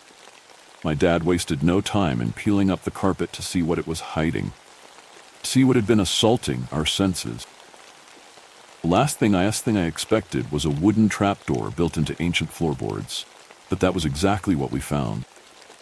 Still, we knew that we weren't just smelling damp, rotten wood. Something turned my stomach several times, and it was more than the smell. "Do you think the previous owners put it there?" I asked in a nasally tone, pinching my nose to seal my nostrils. "Mr. and Mrs. Dowdy? They were a little forgetful in their old age, I suppose," Dad shrugged, before bending down to inspect the circular iron handle. "But this is a Victorian house. It's been refurbished quite a few times. I'd imagine Mr. and Mrs. Dowdy wouldn't have ever looked beneath the carpet. The two of them must have noticed this terrible smell during their 50 years here," I scoffed, almost choking on a laugh as I inhaled the rotten air. Dad smiled. "Maeve, did you never smell Mr. and Mrs. Dowdy? They hadn't showered in a long time. I think they were nose-blind." I snorted. Joking aside, the smell must be a recent development. It certainly wasn't like this when we looked around the property, was it? My dad asked, curling his fingers around the handle. I am intrigued to see what's down there, though. Just don't fiddle with anything structural, I said, looking at the cabinet we'd shuffled to one side. I'm fairly certain that piece of furniture might have been holding the ceiling up. The trapdoor did not creak, but screamed as it opened. High-pitched shriek of relief at having been uncovered after heaven knows how many decades of neglect. I reflexively moved my hands to my ears, but quickly realized that the stench was worse than the deafening groan of the old iron hinges, and quickly moved one hand back to my nose. Jesus wept, my dad spluttered, pulling out his phone. At least put a peg over your nose, I said. Who knows what you're inhaling? He turned on the torch, cast it into the hole, then uttered a meek hum of curiosity. Water, he said. I looked over the edge of the square-shaped opening. Below, there swam water so thick and revolting that it revealed only our disgusted reflections. However, for a moment, the opaque sludge bulged as if something were threatening to break the tension of the surface. Might be a burst sewer pipe, Dad suggested. We should probably call someone who knows, I said. Gary? He loudly replied, snapping his fingers. He's a pal. He'll help. Right, I'll close this before we pass out. He heaved the weighty door over, removing the mysterious water from sight, not smell. Strangely, however, I no longer cared about the awful aroma. In fact, I'd stopped pinching my nose. I was too busy contending with the painful shiver coursing through my body, too busy fearing whatever I'd seen below the water. Or rather, whatever I'd almost seen. The clotted waste had revealed nothing below its revolting surface. I spent the rest of the evening in the kitchen, even after dinner when Dad tried to convince me to relax in the lounge with him. Come on, May, he shouted. It doesn't smell that bad in here. Well, it probably does, but I think my nerves have been obliterated at this point. I eventually summoned the courage to enter the living room. I'm going to bed. At 9:30? Dad asked. I've not seen you go to bed before midnight in years. I tried to ignore that damp patch of carpet, but the goose pimples on my nape were too present. I twisted, shooting an accusatory glare at the corner of the carpet, and my breathing steadied slightly. There was nothing on the carpet but that foul-smelling stain. Gary's coming over first thing in the morning, Dad promised, noticing my haunted eyes. He'll have a proper look under there, and he won't leave until he's found some sort of solution. I spent the next few hours lying in my unlit bedroom and doom-scrolling on Reddit, hoping that a healthy dose of brain rot might quell that persistent fear beneath the sludgy surface of my mind. Did I really see something in the water? I didn't know whether I wanted an answer to that question. When Dad came up to bed, the house fell silent, and my dread amplified. There was nobody to keep an eye on the lounge's carpet. And that was all I thought when the sound of rustling woke me at 5 a.m, shortly before dawn. The sound of something shuffling against the carpet. Not large, booming footsteps. It was the sound of something swimming through the carpet bristles on the upstairs landing. I would have chalked it up to my father sleepwalking, as he was prone to doing that, but there were no creaking floorboards. It was a horribly quiet noise. I didn't want to find the source, but I was terrified of it finding me. I shuffled out of bed on unwilling legs and tentatively opened the door. Then my lips followed suit as I uttered a meek sound of terror. A wet, slimy trail ran along the entire length of the landing. It stopped at the end of the hallway, curved, and returned to the stairs. Given the repellent smell, I knew it originated from that dreadful place below the carpet. Lo, our home. With quaking limbs, I tiptoed around the wet streaks, not wanting my bare toes to touch the unknown substance. And when I reached the top of the landing, I stopped. I was halted by something in the lobby, illuminated by the street lamp glaring through the front door's glass pane. My eyes were drawn to the coat hooks along the wall, the dirty mat below the hook. There hung a long, navy trench coat, which draped down, resting neatly on a pair of leather walking boots. I knew, even from the top of the stairs, that the outfit was damp. The scent of mold carried up the steps. There was the telltale sign of that wet trail leading from the stairs to the mat, then from the mat to the living room, to its point of origin. The sludgy carpet streaks told a petrifying story, one confirmed by a sudden sound from the lounge, a wooden door clunking closed. I clasped my mouth to silence the primal scream striving to escape. Then I stumbled backwards. My heel pressed into one of the damp trails and a second scream filled my throat. I thought of what had caused that trail. Tried not to think of it. Then I scurried back to my room and slammed the door behind me. I stood with my hands pressed against the wood, holding it closed for the next hour. Eyes twitching but barely blinking as I sealed myself in the room. A lifetime later, I felt the dawning sun pour through the gap between my curtains, but I only dared to take my hands away from the door when I heard my dad leave his bedroom. "Maeve?" called from the hallway. "What is this?" With trembling hands, I opened the bedroom door and eyed the carpet below. The wet trails had dried, and my father was grimacing at the crusty streaks of unidentifiable muck beneath his feet. "Is this from the—" He trailed off, retching slightly. "Did you open the trapdoor, May?" I shook my head before taking unsteady steps towards the end of the landing. My dad followed me downstairs, calling my name repeatedly, and I started to shake as I realized that all of the night's events had truly happened. "May, I'm talking to." Dad paused, eyeing the new trench coat and boots in the downstairs hallway. "Wait, when did you put those there? They look a little big for you. I think we need to go." Quivered. "You need to go," he said. "You've got work. I've taken the day off to sort this mess. Gary's coming over, remember? I don't feel well." Gulped. "Please, Dad, let's go. Gary will understand." "Go where?" Dad asked as he eyed his phone.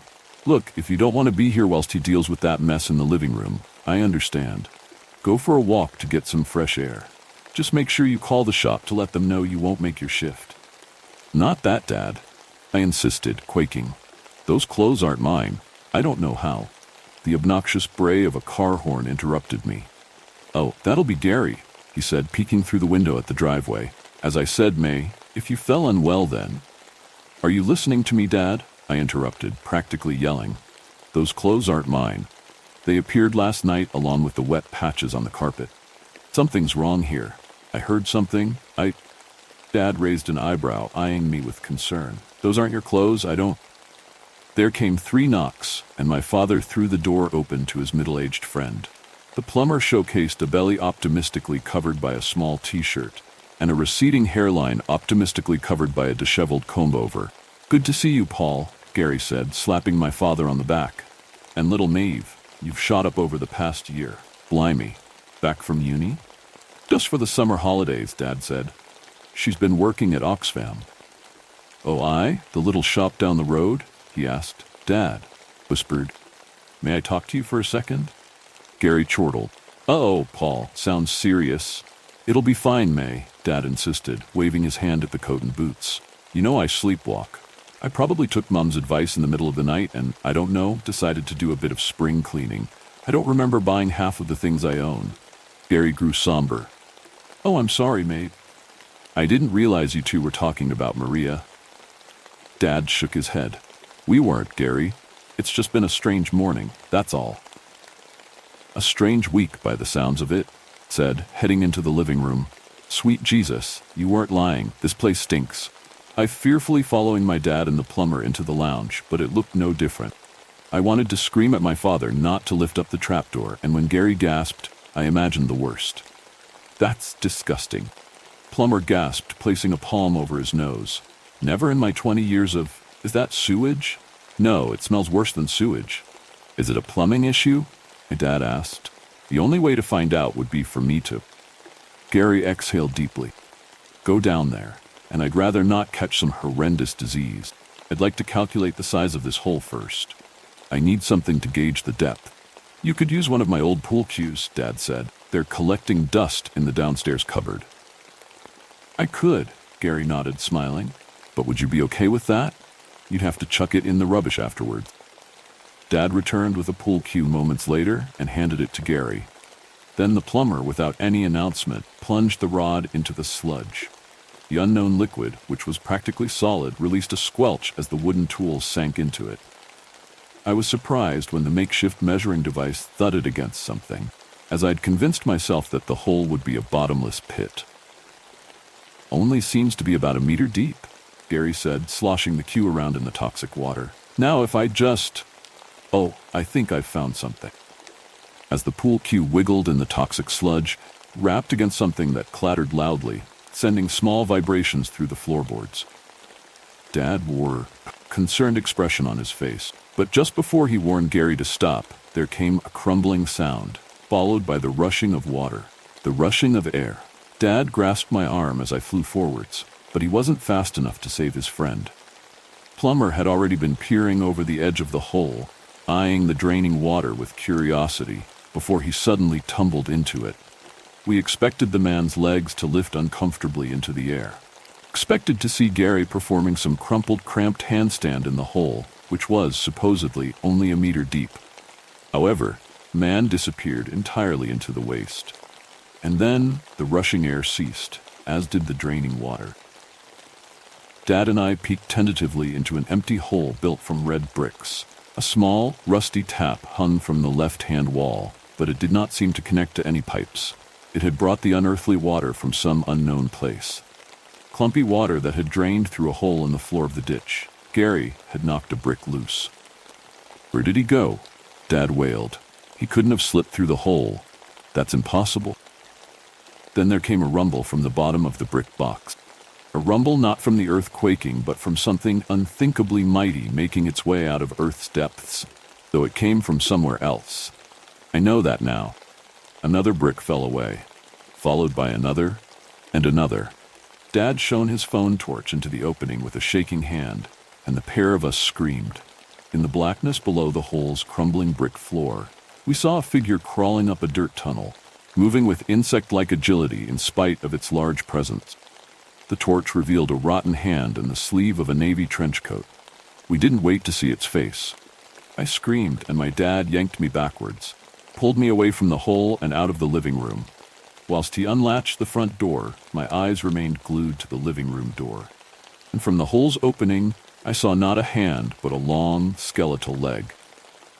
Its decaying flesh, lapped in the breeze gushing up from the ditch, stemming from some horrible underworld that was surely its home.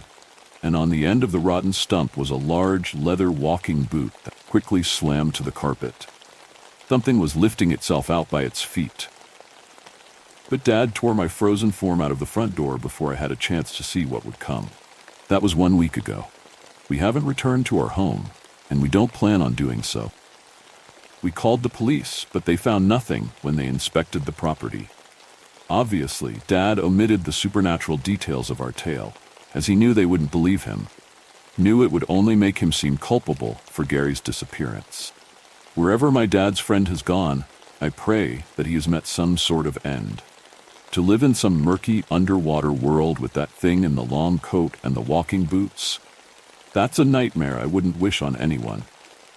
One nightmare ends, but in its place another begins. Dare you listen? What comes next? Spirits won't stop falling in love with my family members, and it's going to be the end of us all. I had always dreamed of a simple, joyful life with James, the man whose kindness and love had captured my heart. Our wedding was a beautiful affair, filled with hope and promises of a bright future.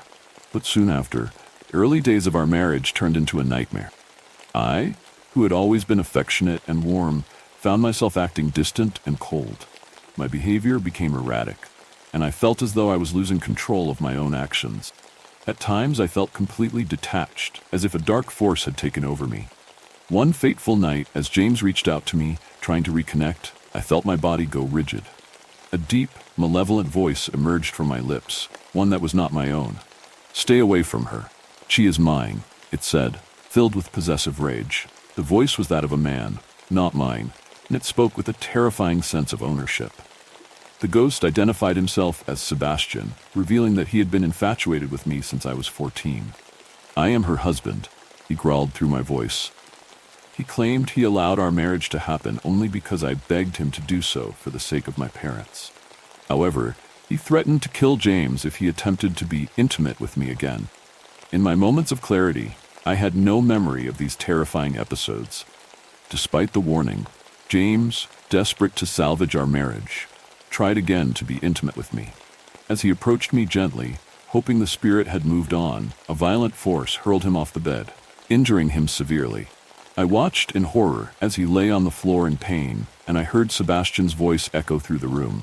"I warned you, James. She belongs to me." I had two sisters, Anna and Laura. Anna was in a relationship with a man named Mark. Sebastian revealed that Mark was also under the influence of a vengeful spirit. Victor, Sebastian's cousin. Victor had harbored feelings for Anna since childhood.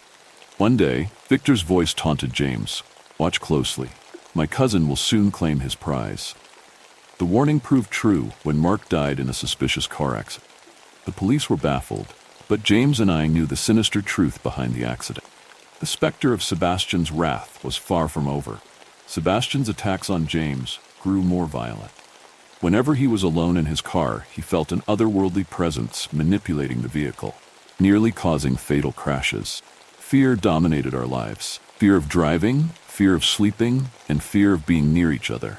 Desperate for a solution, James confided in a friend who directed him to Michael, a renowned spiritual healer. Michael agreed to visit our home. Armed with ancient relics and sacred texts, he began his rituals. As he chanted prayers and burned sage, I felt Sebastian possess me again, roaring with fury. "You will not take her from me." Undeterred, Michael spread salt in a protective circle around me and lit sage to purify the space. I thrashed violently as he placed a healing amulet around my neck, forcing Sebastian to retreat. "You are..." For a brief moment, it seemed the exercise had succeeded. I collapsed, unconscious but unharmed, and James rushed to my side. As I slowly regained consciousness, it appeared that the worst was over. But the peace was short-lived. A few nights later, a deafening bang jolted us awake. The bedroom door burst open, and Sebastian and Victor's ghostly forms stood before us. "You think you can banish us so easily?" Sebastian's voice boomed. "We will never leave. We are bound to them, and they to us." Michael was ready for this final confrontation. He stepped forward with a vial of holy water and an ancient book of incantations. "Your reign of terror ends tonight," he declared. He splashed holy water on the spirits, who screamed in agony. Michael began chanting, pushing the spirits back. Chaos erupted, but he continued his incantations, his voice rising above the supernatural fury. With a final spell, a blinding light erupted, pulling the spirits from the room. The house fell silent. Finally, my sisters and I were free from our torment. The healing amulet remained a symbol of our liberation. James and I moved to a new town, away from the dark legacy of Blair Manor. Our relationship began to heal, and we started anew, our past struggles fading into a distant memory. 6 months later, as I was settling into our new life, I noticed something unusual. James was humming a haunting melody I had never heard before. When I asked him about it, he turned to me with vacant eyes and a small, unsettling smile. "Oh, Emily," he said in a voice that was not his own, a soft, feminine whisper. "I've always known it." I froze, recognizing the voice immediately. It was filled with sinister playfulness. Before I could react, James's face contorted, and the female voice spoke again, more forcefully. "I've waited long enough, Emily. Now he is mine." As the rain continues its relentless assault on the roof, we turn to a tale that's just as chilling. Brace yourself as we delve into another nightmare. The Jumping Girl. If you're in New York, don't move to Cogstein Apartments. I thought it would be a cheap way to live as an adult in the city, but it was a mistake. I'm begging you not to make yourself. I hadn't lived in the apartment very long, about a week, before I saw her. At first I thought she was just confused or messed up in the head. There were a lot of interesting people in our building. It's better to ignore others unless they get in your face. Yet, as I saw her more often, I realized that something was seriously wrong. She wasn't just some lost soul. She was a nightmare. The first time I saw her, I was walking back from the elevator to my apartment around midnight. My room, 701, was at the end of the long, repetitive hallway. In fact, there wasn't much difference between this place and the dorms I just moved from. It depressed me most nights. But the night I saw her, I didn't feel sad. I felt a rush of fear. She was standing at the window opposite to my door. I silently approached, trying to avoid any interaction with my neighbors, until I was about 10 feet away from her. She hadn't moved an inch. I had to say something. Not acknowledging her weirdness would be even more awkward than making small talk. "Hello?" No response. "Are you okay?" I asked, coming up next to her. Her face was still pressed against the glass, looking down into the darkness below us. She was dressed in white with grime smudged all over. I guessed she was around my age, but her hands were gnarly and varicose, as if they'd survived many years of grasping at life. "Okay, well, I'm gonna go. Let me know if you need something. My apartment is 701, which I guess you could have figured out." I cringed at my inability to be normal as I fumbled with the keys. Jump, I almost dropped my keys. A voice came from within my head and yet clearly from the girl. I didn't know how to, or even if I should try to respond. She hadn't moved from her spot. I couldn't form words or thoughts. Thankfully, my door opened a few seconds later. I slammed it behind me, not willing to have an unwelcome guest in my house this late. My girlfriend came out from the bedroom, already pissed. "Hey," she paused, noticing my distress. "What's wrong?" I explained the interaction to her. She asked if I thought the girl was hotter than her, if I was late because I got back from fucking this girl. "Sarah, please, this isn't the time for one of your moments. Look." Pointed to the peephole. She went over, glaring at me. "I don't see anything, Daniel, you fucking liar." I ran over, pushing her out of the way, and looked. There was nothing to see except blackness. "That's not? I don't know how. Tomorrow I'm gonna clean the peephole. It's covered with muck or something. Otherwise you'd be able to see her." "Yeah. Well, I'm gonna open this door, and if there isn't anyone out there, I swear to God you'll pay." There was no one outside. Just a window that allowed us to peer down to the buildings below. It was a long night, and still the woman's voice echoed through my mind. A week after that, Sarah and I had a huge fight. I stormed out of the apartment, determined to find a couch to crash on. I hadn't been able to forget about that woman, nor get her voice out of my head. Word jump repeated itself in my brain. It acted like a sedative, lulling me into sleep, disconnecting me from the world. I'm sure Sarah had noticed. Why else would she have become so quarrelsome? But I lacked the energy to defend myself. I hadn't even seen the women again. She wouldn't have believed me anyway. I pounded the elevator's down button, making sure every single object, animate or not, felt my rage. The door opened instantly, and my blood froze. The woman was there in the corner, her back facing me. Her clothes were even more mottled than before. "Hey," no response. The elevator doors closed. I pressed the first floor button absent-mindedly. My previous frustration, no response. Irritated, I reached out to grab her. I'd hoped to turn her around, to force her to acknowledge me. Instead of projecting power, I yelped. Her skin was as cold as dry ice. My skin turned red in the semi-familiar burning, freezing sensation that such a substance emits. "Jump." The voice rang out, loud within and around me. It was beautiful and haunting and commanding at the same time. Hearing her again felt like a head rush. At the same time, fear gripped me. When the doors opened, I rushed out of there. She stayed put. She hadn't pushed a button. The whole elevator emanated a sort of malicious, controlling energy. Even as I hurried for the exit, I couldn't resist looking behind me while the elevator closed and took her somewhere else. Sarah and I made up rather quickly, but I delayed heading back to the apartment. I knew, just knew, that I'd see that woman as soon as I went back home. Somehow, her grip over me extended only to the entrance of the building. I tried forgetting the enticing zap that I felt upon touching her, as if our synapses fired together, as if I might be able to understand her, to become hers. It was no use. Sarah wanted me back, and I obeyed, a part of me yearning to be consumed by the building's ghost. Part of me wanted to jump. A few days later, I was hauling stuff up and down to furnish our apartment properly. The elevator was still on the fritz, so I had to use the gray cement stairs, the ones every building in New York has, the ones littered with stains of blood and gum and tar. At Sarah's command, I was tossing out the nightstand that carried me through college. It was a bulky thing. I was barely able to see above it. Still, I knew the second that I pushed open the door that something was off. The girl was standing on the landing above me. Her back was towards me again. My heart dropped, but I told myself, I'll just carry this down. She'll be gone by the time I'm back. Down 7 flights of stairs, slowly stepping 1 foot at a time, careful not to make noise. For whatever reason, I didn't want her to know that I was in the same vicinity as her. Still, every atom in me ached to see her, turn around and run up to her. Down, down, down I traveled. 7 flights of stairs is more work than it seems. Finally, I reached the bottom. I set down the nightstand at the base of the stairs and turned around. Fuck. I jumped back, unable to believe my eyes. She was there, still turned away from me. I wanted to push open the back doors and run. I wanted to scream out to Sarah. I wanted to see her face. Jump. Suddenly, my whole body tensed up. Jump, my legs started moving, following hers.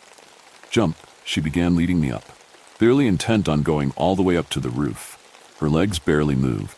She seemed to float rather than walk. All the while, I wanted to break away, to ignore the siren voice echoing within me.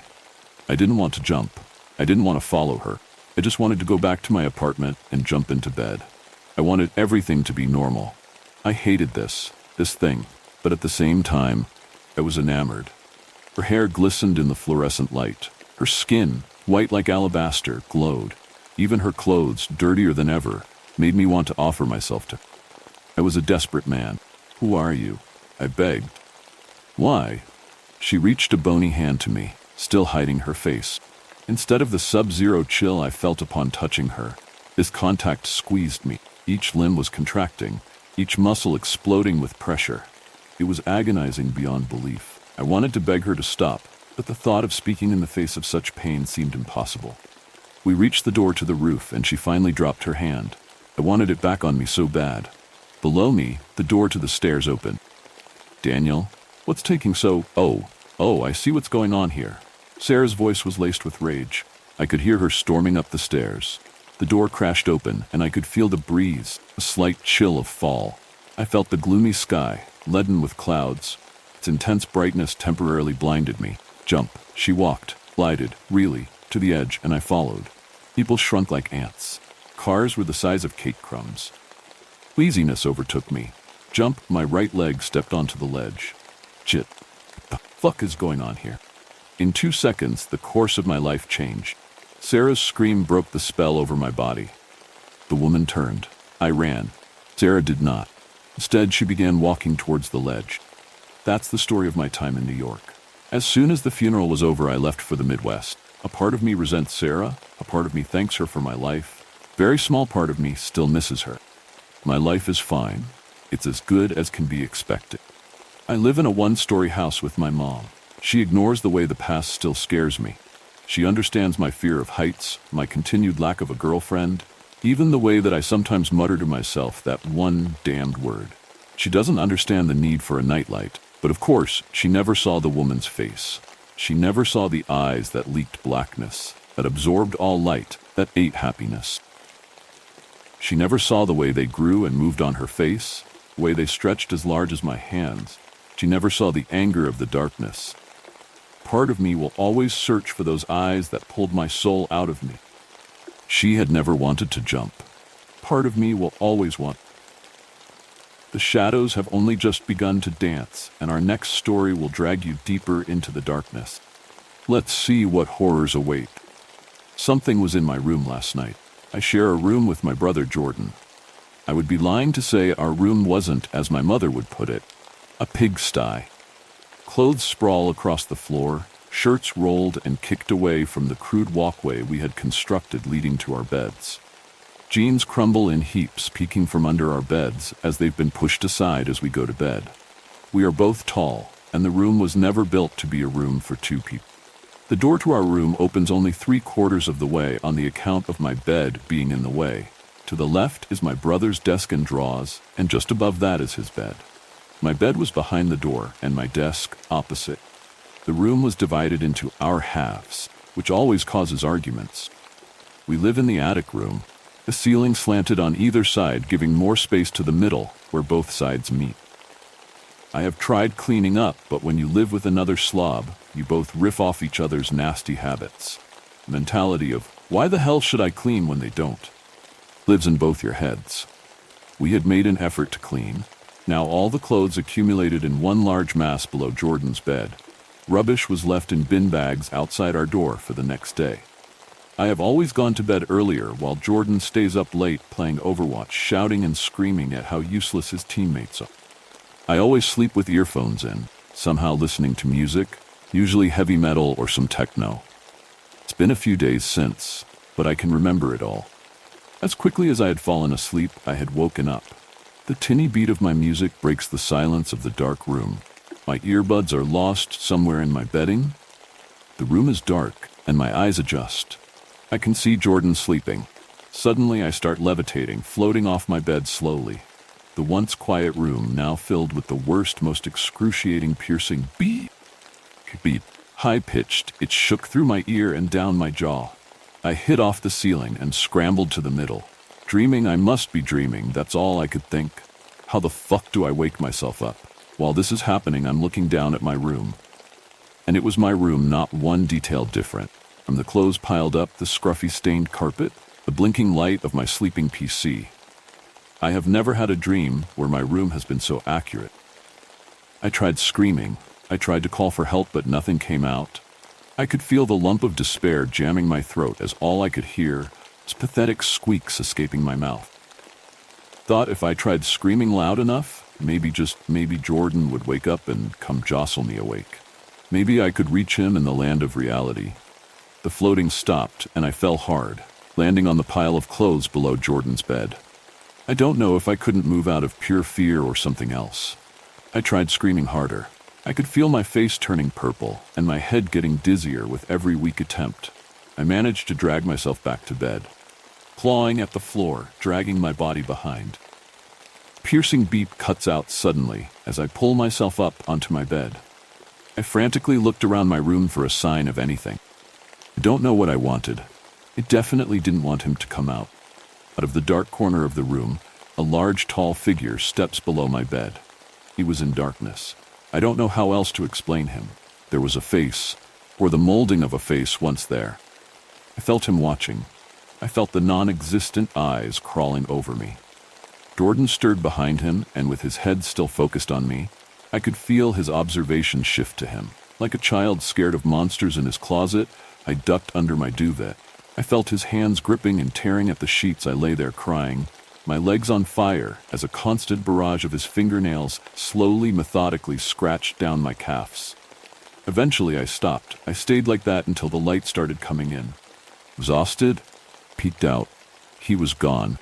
I couldn't get myself to peek out any further. My legs felt grimy from his cold grip. I was shaking. Felt like the worst cramp of my entire life. I must have eventually fallen asleep. I have thought about this for days. Couldn't have been a dream. I have never fallen asleep in a dream, let alone remembering every hour that passed in it. I've also never been left with marks. The white, searing scars on my lower legs are still tender now. No, that was no dream. And I know I've seen that man before. With each drip of the rain, the tension builds. Let's continue our descent into terror with a story that will make your skin crawl. Black magic, see here, found at home while cleaning Ginning. This happened about 20 years ago. My mom and grandma told me this story. My mom was pregnant with one of my elder sisters, or maybe just got birth to one of them. Doesn't really matter, but she was very weak at that time and could barely do stuff on her own. Basically, she called her mom, so my grandma, to help her clean their flat. Dad was typically working all day, so my grandma got to work and started cleaning the flat of my parents, even though she was mentally very stressed herself. Recently, her two other kids in teenage years, so my uncle and aunt, had been fighting like never before, raising hands on each other and all that. But it was really, really bad. One even bruised the other really bad till they threw up. So at that time, home was really chaos for my grandma. Obviously, my grandpa was also working all day, every day. My grandma is an extreme perfectionist when it comes to cleaning, so she really cleans every bit of the home. She comes to an end when she wanted to brush off dust from the wall clock in the living room. As she removes the clock from the wall, a tiny, tiny sphere of aluminum foil falls from the backside of the clock. She was surprised by it and thought it strange, but just threw it away. She returned to cleaning, couldn't stop thinking about what that was and why was it up there. She got curious and took it out the bin, and she threw it back again. Went like this for a few times, but she eventually picked it out again and decided to open the aluminum foil sphere. She found all kind of stuff there, all fitting into this tiny sphere. Nails, human nails, hair, some writings on some type of skin, leather, in Arabic I think, and even quicksilver. As she opened it, the quicksilver shattered and spread all over the table. She says there was nearly no way to collect it all again, but she still somehow managed to collect it. She was shocked and knew in what direction that was going. But who put that up there, and why, and what should she do with it? She called her mom to ask what to do with it. He had told her to flush it down the toilet. Apparently, it's better to burn it. Time goes by, and my grandma notices that my uncle and aunt aren't having these outrageous fights anymore. Yeah, siblings fighting is normal, but she thinks that this event is somehow linked to the little sphere she found. Who did it? So time went by, and one day a relative from my dad's side somehow, don't know how it came to that, confesses that they did that. They put that piece of black magic up there. Apparently, it should have kept the family of the person who did this together, but in turn, sacrificed the peace of another household. I think the quicksilver packed into this little sphere symbolized the forced family bond of the person that put that behind the cloth. Black magic, see here, is really a scary topic, especially because it can most likely only come from people close to you. And if any LFU plans to do something like this, please don't. Even if you use it for something good for yourself, you're sacrifice another happiness for yours. Stay away from it. Stay safe. The echoes of our last tale still linger in the darkness. Now, let's unravel a new mystery that will chill you to the bone. It's you. The frigid evening air bites at my skin as I throw my car door closed. I feel like I'm lost as I step out into the driveway. The manor looms against the orange sky, casting a fiendish shadow over me. I don't let it scare me away. I can't let it. Its windows glow a hazy yellow and look down on me like watchful eyes. There is an unignorable feeling building in my gut that I do not belong here. I can scarcely believe the manor itself belongs here. It looks as though it has been ripped from the past, from a time of lords and balls and cotillion. Something I could only hope to experience through my television screen in one of those soapy period dramas.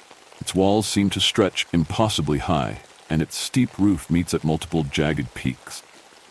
The structure is ordered chaos, with multiple bays protruding at odd angles, but there is an audacious beauty to the disorder of the manor. My heels clack against the pavement as I step up to the double-wide front doors, and as if they've sensed my presence, they pull open with a low croaking sound. I have the unshakable feeling that this is my last chance to turn around and run away. But what good would that do? It doesn't matter if danger lurks inside the manor. If I try to flee, there may be nothing left to return to, only ashes of what I've strained to hold together for the past 2 years. That was the warning, wasn't it? That's what's at stake. A figure steps out of the door. Against the backlight of the manor's interior, I can't make out a face, but as I strain my eyes and step closer, I realize it's wasted effort. The figure in the doorway is wearing a mask that, in and of itself, is featureless, a rounded black plate over the face. He, I believe it's a man, beckons me to follow him inside with a wave of his arms. I swallow my unease and follow after my faceless greeter. He leads me down a wide hallway. The interior of the manor gives the impression that no one lives here. There are no furnishings, and the walls are undecorated. Blank slates, save for the sconces that light our way. I wipe the sweat from my palms against my dress, fearing what kind of trap I've just wandered into. Without a word, my guide shows me to a door at the end of the hall and steps aside.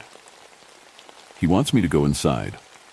I try to peek around the edges of his mask as I approach the door, trying to catch a glimpse of what kind of expression he might be making under there, but the edges press neatly against his skin and leave me nothing to see. I can't help but wonder. There's even a face to be seen beneath the mask. My hand grips the brass doorknob and twists, the door coming open with a click. I step through into a grand dining hall. It's in stark contrast to the rest of the house, with furnishing covering every inch of the space. A large, rectangular table stretches across the center of the room, with a crystal chandelier hanging above its center.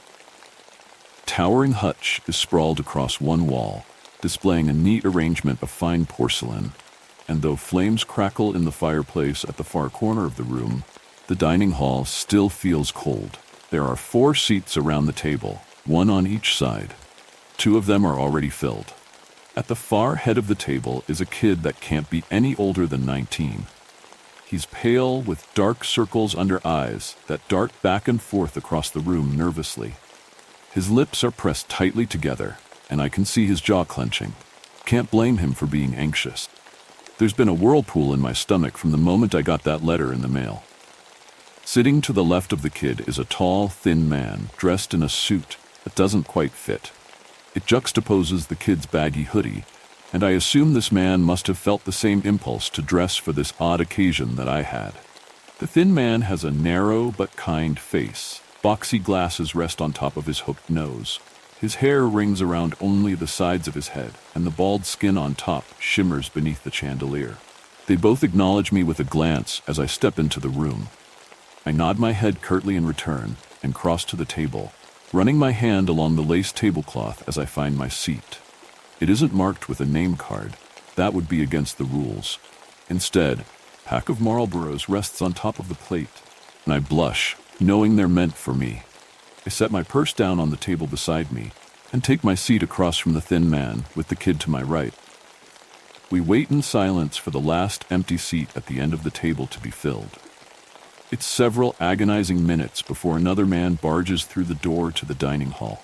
He's dressed casually with suspenders that frame his bulging gut. His shoulders are broad, arms thick and hairy below his rolled-up sleeves.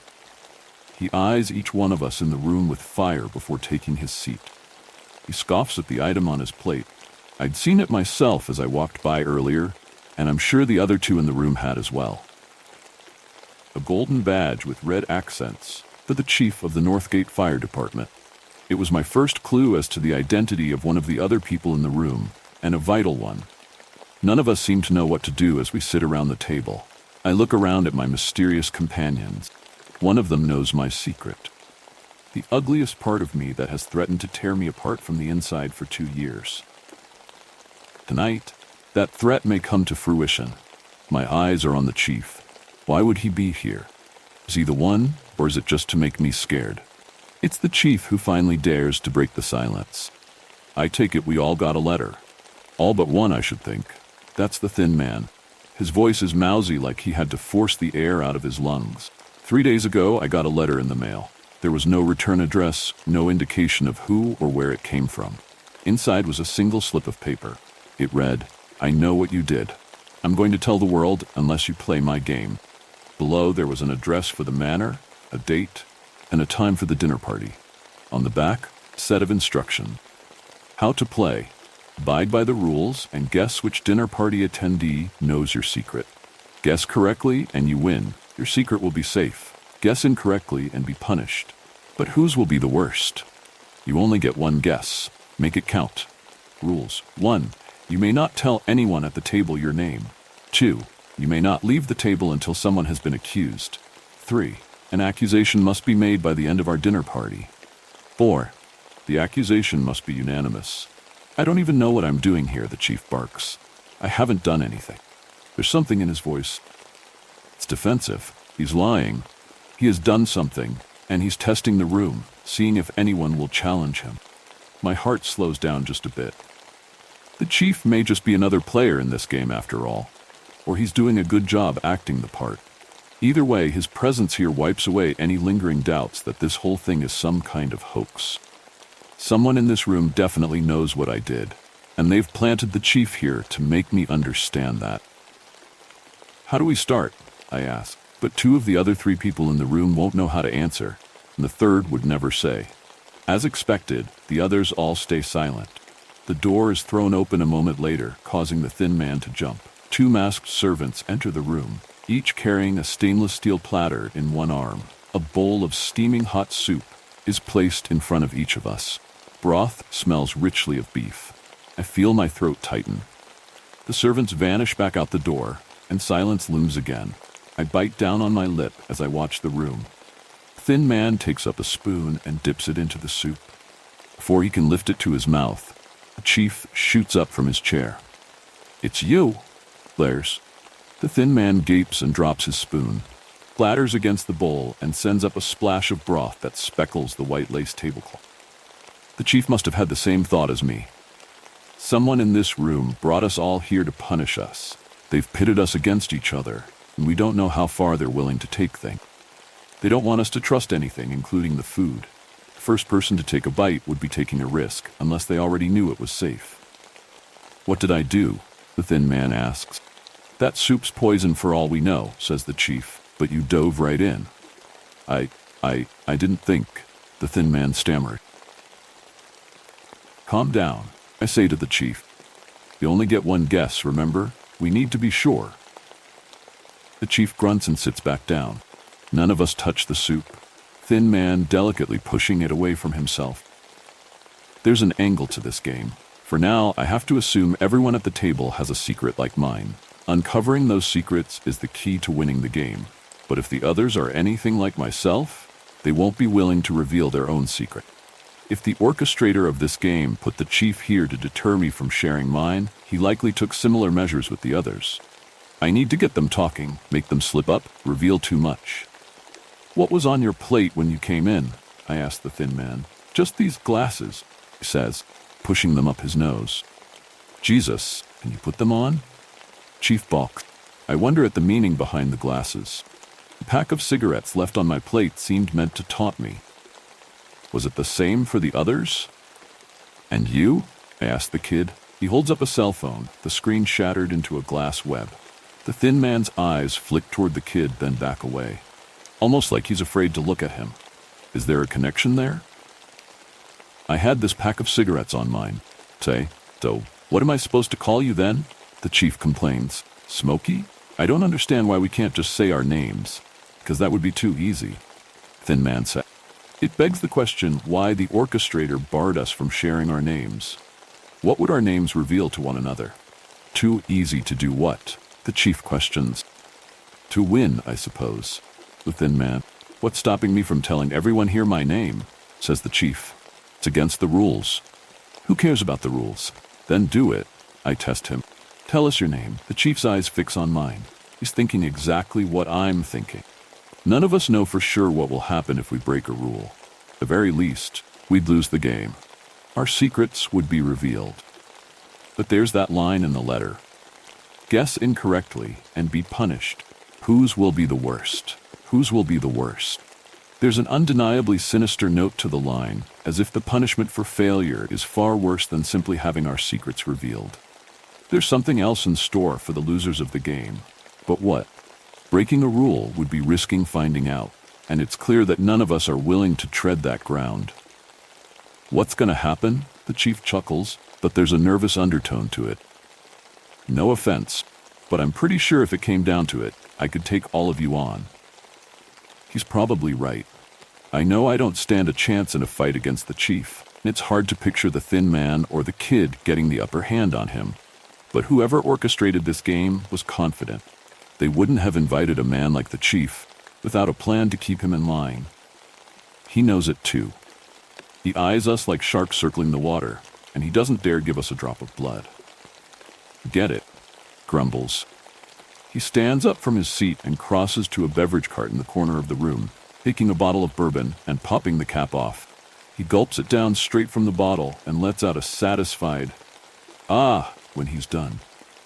Hang on, the thin man protests. How do we know it's not you now? If the food could be poisoned, so could the drink. Then, so be it, says the chief before taking another swig, but I'm not getting through tonight without a drink. He plops back down in his seat, and I make a mental note about the way he's coddling that bottle. I look to my right and notice the kid staring at him too, his eyes wide, almost fearful. Are you okay? I ask. Kid blinks like I've pulled him out of a trance. He looks at me and nods almost imperceptibly. No exit, the thin man whispers. What was that? I ask. No exit, he repeats, louder this time. Jean-Paul Sartre. It's a play about 3 people locked in a room together, except the room is in hell. Hell is other people. Sounds awfully familiar. Chief chimes in. Do you think whoever brought us here was trying to replicate the play? I ask the thin man. It must be him then. The chief. I've never heard of this stupid play. He's the only one going on about it. Just because I'm more well-read than this oaf does not mean I set this all up. The thin man retaliates. What did you call me? Kid stifles laughter. It's the first time I've seen him look something other than petrified. Something funny? The chief growls, and the kid retreats further into his chair, shaking his head. In the play, the Thin Man continues, the characters confess their crimes to one another. Maybe we're supposed to do the same. You first, the chief scoffs. The Thin Man's mouth falls open, but he can't summon any words. He drops his chin, ashamed of himself. That's what I thought, says the chief. He takes another swig of bourbon. He's gone through about a third of the bottle already. Anybody else want to give it a go? Though it's not against the rules, no one wants to be the first to show their hand, share their secret. The room falls back into silence, and as if on cue, the masked servants come through the door once again with fresh platters. They take away our untouched appetizers and place unique plates down in front of each of us. When they lift the lid off my plate, I see a blackened mass of food. It's all been burnt to a crisp. Another taunt. Two pungent smells waft toward me from either side, competing for dominance. From the left, the chief's food smells as though it's been soaked through in liquor. From the right, the kid's food smells raw and rotten. I choke down a gag. We all eye the Thin Man. His plate is empty. What's that about? The chief questions. I don't know, the Thin Man insists. We all get this fucked up food and you get nothing? It's suspicious if you ask me. Will you stop accusing me over every little thing? Hearing these two at each other's throats again makes my mouth water for a cigarette. I find my hand subconsciously reaching for the pack of Marlboros before I pull it away. Another look at my charred plate wipes the craving from my mind. Both the place markers and the meals had been meant to remind us that someone in the room knows our secret. That also means I can use them to my advantage, use them as clues. A fire chief with a penchant for the drink, a broken cell phone and rotten meat, a pair of glasses and an empty plate. The Thin Man's clues are so nondescript it's hard to gather any meaning from them. My suspicion shifts toward him, but I'm not ready to make any final accusations yet. I ponder over the other clues as well. The chief has already given a clear enough image of himself, even without the second clue. There's nothing new to gain there, though I focus on the kid. I try to piece together the meaning behind his two clues, but I can't think of a connection. The rotten meat on his plate makes me think whatever secret he's keeping is a gruesome one. It would explain the fear written in bold across his face. He may have the most to lose tonight. I feel sorry for him, but I'm also afraid of him. Chief looks down at my plate, notes the pack untouched of cigarettes beside it. Feeling like you need a puff yet? My heart pangs, fearing he's figured me out. Keep that habit up, and your lungs will be looking like that plate of yours. The irony as he takes another swig from his bottle. I already quit, I say. 2 years ago. There's something judgmental in the chief's tone that makes me explode. Do you have a problem? Let's just say I'm not all that impressed with my current company. Some of his words are beginning to slur together. Because you're such a class act, I argue. Chief slams a fist down on the table, sending a shock wave across it that rattles all of our plates. I save lives for a living. I'm a goddamn hero. What do you do? A laugh escapes my chest. Hero? You wouldn't be here if that was the case. Think you know something? He accuses. You think I put this together? I say. You're barking up the wrong tree. The chief's face is red, and not just because of the alcohol. Takes another drink, and it spills down his chin. He's disgusting. You're so quick to make accusations, says the Thin Man. How do we know it's not you? I'm the only one making the effort to figure this thing out. You really think that's true? I ask. The good cover, the Thin Man theorizes. You're taking the attention off yourself and putting it on everyone else. Am I not the center of attention right now? You're so full of yourself, I groan. Watch it, Chief warns. Only someone so full of themselves would create a game like this, Thin Man mutters. Or someone so insecure, the chief presses back. We're getting nowhere with this bickering. Clock is running down. Through 2 large windows on the wall behind the kid, I can see the last glimmers of sunlight fading over the horizon. We only have until the end of the meal to make our accusation, and none of us are on the same page. Is it possible the chief is trying to derail us? Keep us distracted with senseless arguing until time runs out? Feels like I'm giving him too much credit. You seem to think you know a lot about me, the chief says to the Thin Man. What else do you know, huh? I only know what you've shown me tonight. You sure about that? Chief presses. You sure you don't know any supposed secrets about me? I don't. The chief shoots up from his chair and staggers on tipsy legs. What are we waiting for? It's him. It's gotta be. Let's make the accusation and get out of here. Are you with me, kid? Kid's mouth falls open, but the only sound that comes out is a weak string of ums and us. His eyes dart wildly around the room. For a moment, I see them connect with the thin man's. He meets the kid's gaze for only a second before averting his eyes. It's the second time I've caught him doing that. There's something in the thin man's eyes when he looks at the kid, something that looks like guilt. And a guilty man couldn't be the orchestrator. Guilt implies secrets. How do you two know each other? I ask the thin man, cutting through the mounting tension in the room. We don't know each other. Then why do you keep looking at him like that? A sweat breaks out on the thin man's forehead. I've never met him before. Bullshit, says the chief. You're lying, I follow up. I look at the kid. I'll ask you the same question. How do you two know each other? Possibility dawns on me that more than one of the dinner guests has orchestrated this game. The thin man and the kid could be in league with each other. The game may have been rigged from the start. It makes sense. If the goal was to punish us for our secrets, why let us win? I wait for a response. Chief is less patient than me. Say something. The kid's face is paralyzed in fear. You've been awfully quiet tonight, kid, says the chief. Answer the question now. He's right. I realize now that I haven't heard the kid speak a single word since I sat down. The smell of his rotting meat rakes through my nostrils, threatening to make me sick. What does it mean? The dining hall door is thrust open again. The servants have returned, hoisting fresh platters over their heads. It's time for the dessert course. We're running out of time. Hen, the chief shouts, rounding unsteadily on one of the servants. Get out of here with that! I'm sick of this bullshit! The chief throws himself at the servant, but he bounces off as if the masked man is made of stone. He tumbles pitifully to the floor. The kid doesn't hold back his laughter this time. His eyes are wide with amusement, and his cackle is the loudest he's been all night. It's directed at the chief, but I feel it drilling into myself in equal measure.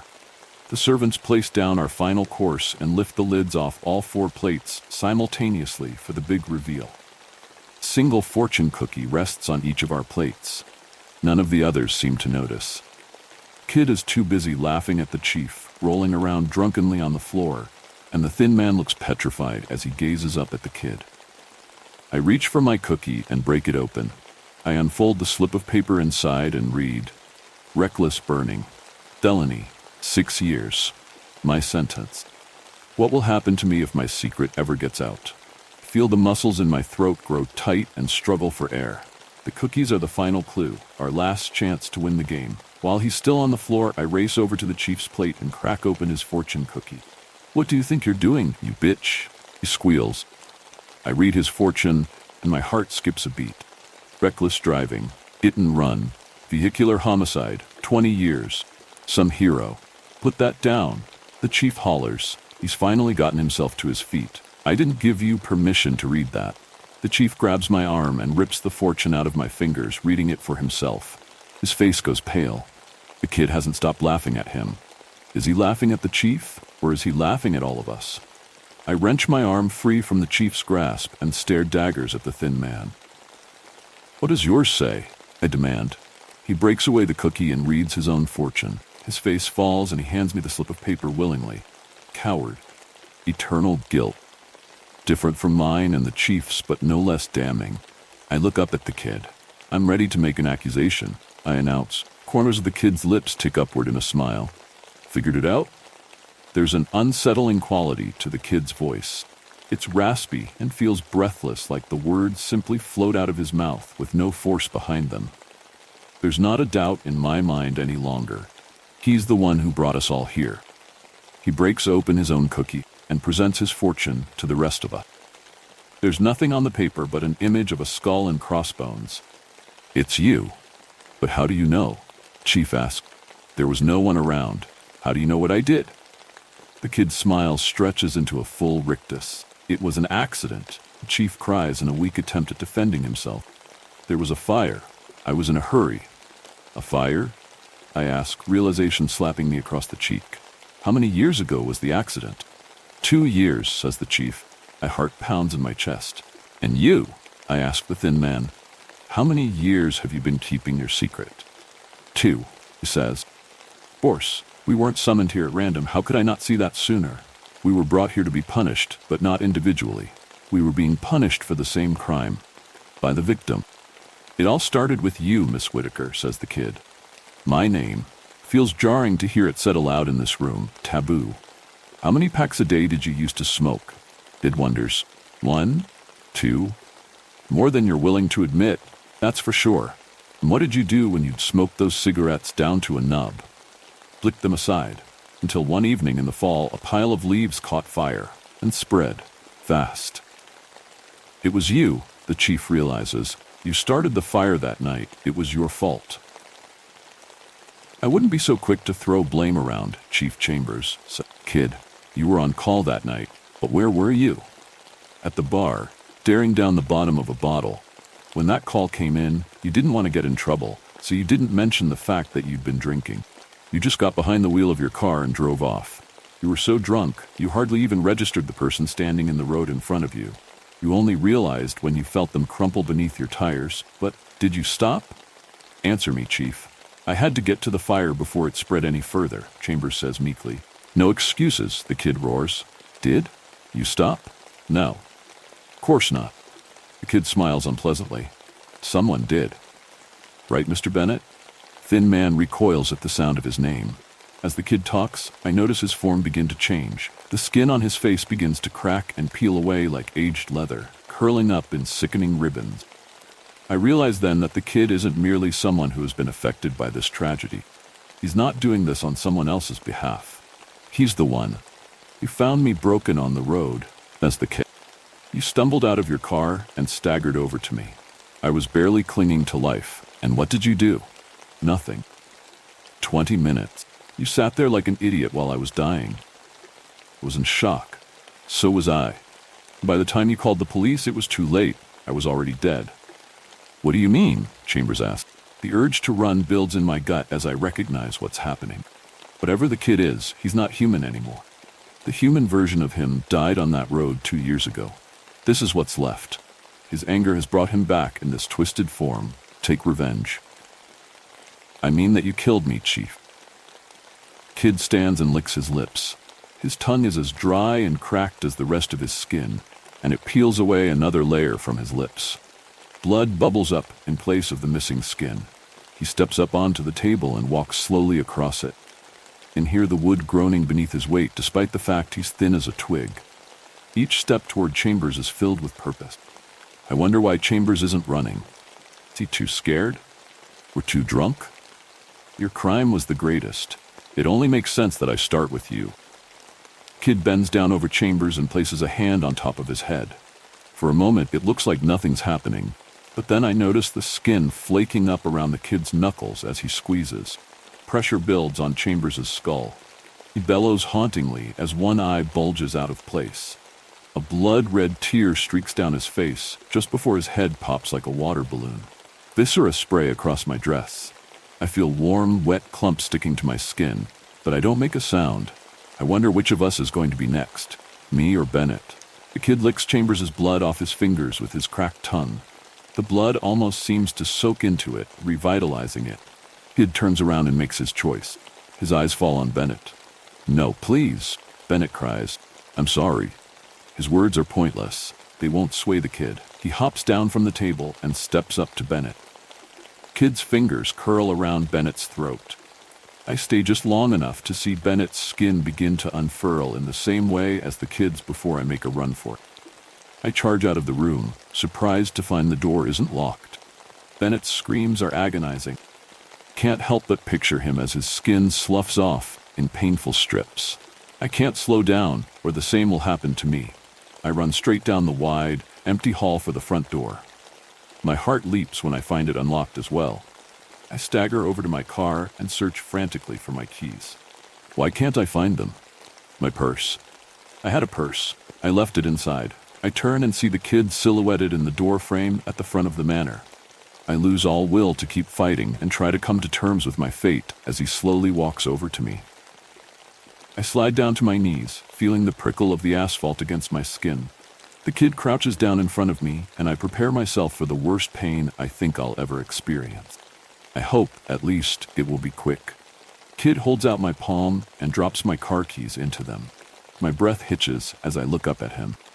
He's already walking away. Why? I choke out. He turns to face me one last time. You were the only one that tried to change. Then he walked back up the steps to the manor and closed the door behind him, taking all our secrets with him. As the storm rages on, so does our exploration of the macabre. Prepare yourself for another haunting chapter in our collection of fear. Sometimes monsters are real. Sometimes reality breaks open just enough to let in some terrible things that lurk beyond the light provided by this plane of existence. Things that spend eternity hunting and rutting in the darkness, beyond suddenly free to creep into the sunshine and normality of the sane world we take for granted. Like a violent rape, they tear their way into our dimension, do dark and bloody deeds under the light of our sun. I'd like to tell you how I know that. I'd also like to tell you how the knowledge of such things has been passed down through my familial DNA, like some strange disease, to be activated randomly like some recessive gene at some later point in time, bringing terrible symptoms with it. I first reckoned with what I call the awareness curse that plagues my family like a hidden and lurking prion disease as a young boy. When that black and ancient alter universe gave screaming birth to one of its incomprehensible horrors. My grandfather served in the Navy during the war in Korea. He never talked about it. I asked him once, when I was little, what it was like. He made me promise to never join the military and go to war. He told me he didn't like talking about it and told me that war is terrible and unnecessary. I really took him seriously, as I respected him so very much. He was an honorable man. He acted as my stand-in father, while my biological father lived his best life somewhere with drugs and partying. He never drank, as alcoholism nearly killed him decades prior. When he came home from the war, he struggled to get back to civilian life. Turned to drink as a coping mechanism. It nearly ended his life in a single vehicle crash. It almost ended his marriage, too. He had long since promised my grandmother that he'd never drink again. He had a limp from the accident that acted as a daily reminder of the dangers of drinking. My mother also abandoned me. She was still a teenager when I was born. Feeling robbed of her high school years, she felt entitled to make up for her loss of time by leaving me with her parents to go live her best life like my father. She did drugs and drank and broke her parents' hearts. She tried her best to ignore me and responsibility in general. All the while, my grandparents took up the mantle of parenthood in their places. They were good at it. Even though we never had much money, I never wanted for much. My childhood during their time as my parents was rich and full of love. What I lacked in financial advantage was more than made up for with kindness, patience, and unconditional love. My summer days were the best.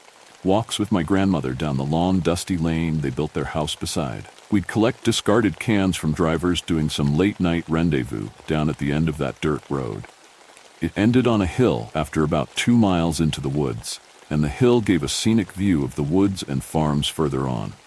It became a local lover's lane for young couples feeling amorous, much to my grandparents' dismay. Me and Mum would walk that lane collecting the cans they'd toss from their cars and make a weekly trip to the recycling yard in her beat-up little Dodge Omni. Then collect the few bucks our bags of cans awarded us. She'd then let me use that money to pick out movies at the video store. $5 for a new release, or 5 old movies for the same price. Or she'd take me to the DAV thrift store, where those couple bucks would get me my pick of a ton of secondhand toys. Or trips to the library, where I could pick out books that she'd later read to me before bed. That jump-started my lifelong passion of reading. All that while my grandfather worked long hours at the steel mill in Baltimore, an hour commute away. When he got home, I was always impatiently waiting at the driveway by the garage. He'd come ambling out of his Warlock truck, usually with a pocket full of Werther's hard candy, and scoop me up in his big, tattooed arms, and swing me around as I laughed. ended in a big hug. I will never forget the smell of his aftershave. That ancient old spice that came in a little porcelain bottle with the stopper on top. Sometimes he'd rub his stubbly cheek onto mine and yell, "I got a sandpaper face, Bubba." Everything about him signified strength to me.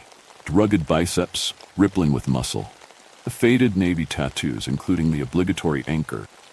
His manly chest hair, so coarse against my face when I hugged him, and the way the crucifix he wore on a little chain sometimes got lost in the thicket of salt and pepper hairs.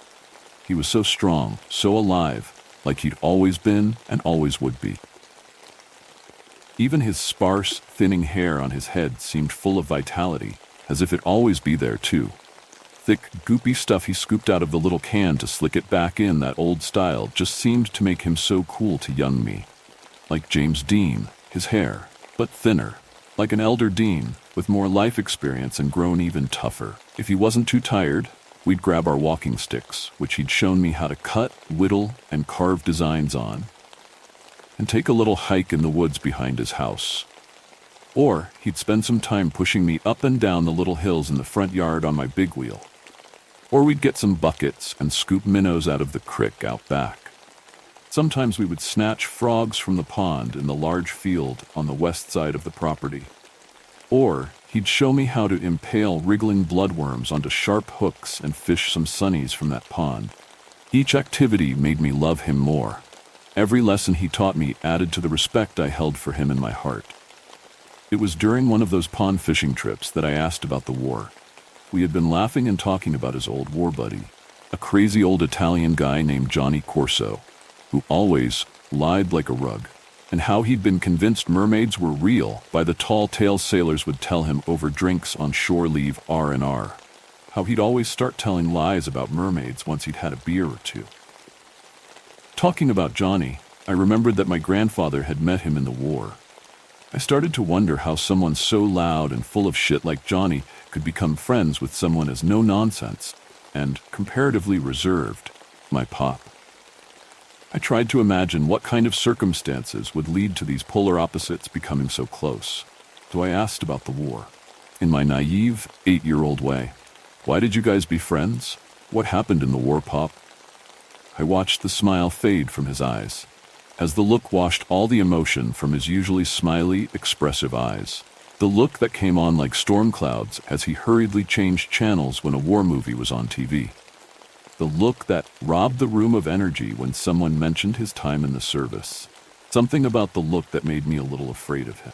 With all the power of wisdom of adulthood and hindsight and my own life experience since, I know exactly what that look is now. Shell shock, PTSD, trauma, carrying an unwilling mind back through the years to a time that is always waiting in the dark for a flash of memory to light it up in the consciousness like the spark that starts the forest fire. I'll never forget what he said after a seeming eternity of silence while the look paralyzed his face and our conversation. Bubba, I love you so very much. I want you to make Pop a promise. I want you to promise me that you'll never join up. The military is no place for decent boys. I wished I never joined up. I want you to remember that. My time in the military broke a piece of me forever, and that piece can't be fixed. You promise me, Mark. The seriousness was immediately apparent to me, little boy or not. He only ever called me by my name when the situation was serious. The last time he'd called me Mark was when we'd taken his little fishing boat out off the coast of Ocean City, when the storm clouds unleashed great, terrifying water spouts, lightning, and drenching rain all at once. When the waves started breaking over the bow of our boat as we were still a few miles from shore, when he handed me the bucket and said, "You need to bail out the water lickety-split, Mark. Fast as you can. Keep going and don't stop." That's the first time I reckoned with the idea of my own mortality. It wasn't even Mother Nature's fury that put the fear in me. It was the deadly seriousness in his voice, and his choice of discarding my nicknames in the moment. I looked into his blue eyes that day by the pond and saw them transform. Like a clear summer sky suddenly hidden behind roiling storm clouds, there was a strange flat light reminiscent of cold steel there. The weight of the thoughts on those eyes just then cutting through the middle of our good day like a lightning strike. I promise, Poppy. I will never do that." My little kid voice squeaked out the last few words as I felt like I might cry. I knew then never to ask about the war or his time in it ever again. Funny though, I don't remember what the rest of that day was like. I picked up pieces of his war experiences through snatches of conversations I listened to over the years. Adults forget sometimes that kids are around, especially back in the 80s. So, sometimes at family gatherings and the like, I would overhear little tidbits of this or that. How my grandfather had a brother who came home from the war in a coffin with an American flag draped over it. How he'd lost more friends to shark attacks than to Korean bullets and bayonets. How he came home a different man than the funny, outgoing boy that left home 8 years earlier. How afraid he'd been of the water for a decade after, that it took great courage to buy that little boat and brave the Chesapeake Bay with his friend Johnny just to go fishing and reclaim part of his life that he'd always enjoyed before.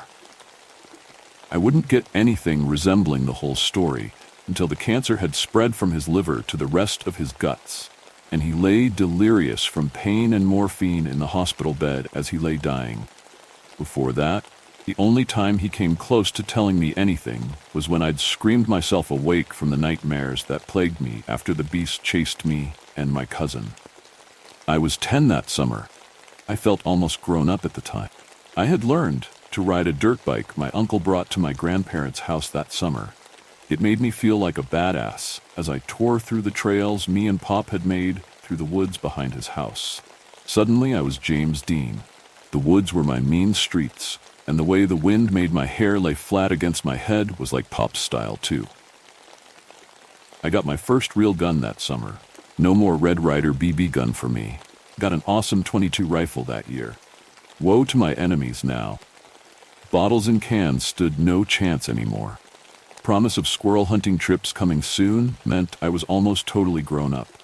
While my 8-year-old cousin Mandy still dragged around her kid sister doll, I would be a mighty hunter with Pop real soon. That's why I was so happy that day in late August as me and Mandy played down by the creek. The weather was perfect too. The grueling heat wave had broken after a violent summer storm the day before, and the creek was still a little swollen and cloudy with the stirred-up muck. Mandy was splashing and laughing with me as we pierced the surface of the creek, plastic cups trying to snatch crawdads from the muddy waters. We had an aquarium in the basement that we were slowly adding to, and crayfish were all that was missing still. Everything was perfectly grand and normal, right up until it wasn't.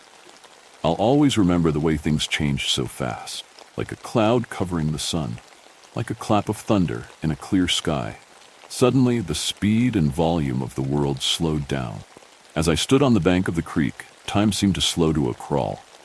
I had time to admire the flickering rainbows that formed between the droplets of water falling from the cup that Mandy held, hovering just above the surface of the water. Seeing the drops causing ripples that slowly spread as concentric rings, as the drops fell through air, suddenly thick as syrup. The way sounds were first muffled and then distorted, like a record player that had just been blaring music spinning ever slower as the cord was quickly unplugged. As if the bubble of reality around us had mysteriously popped, a dam of the real world breaking, allowing the flood of a universe composed of nonsense physics to spill through.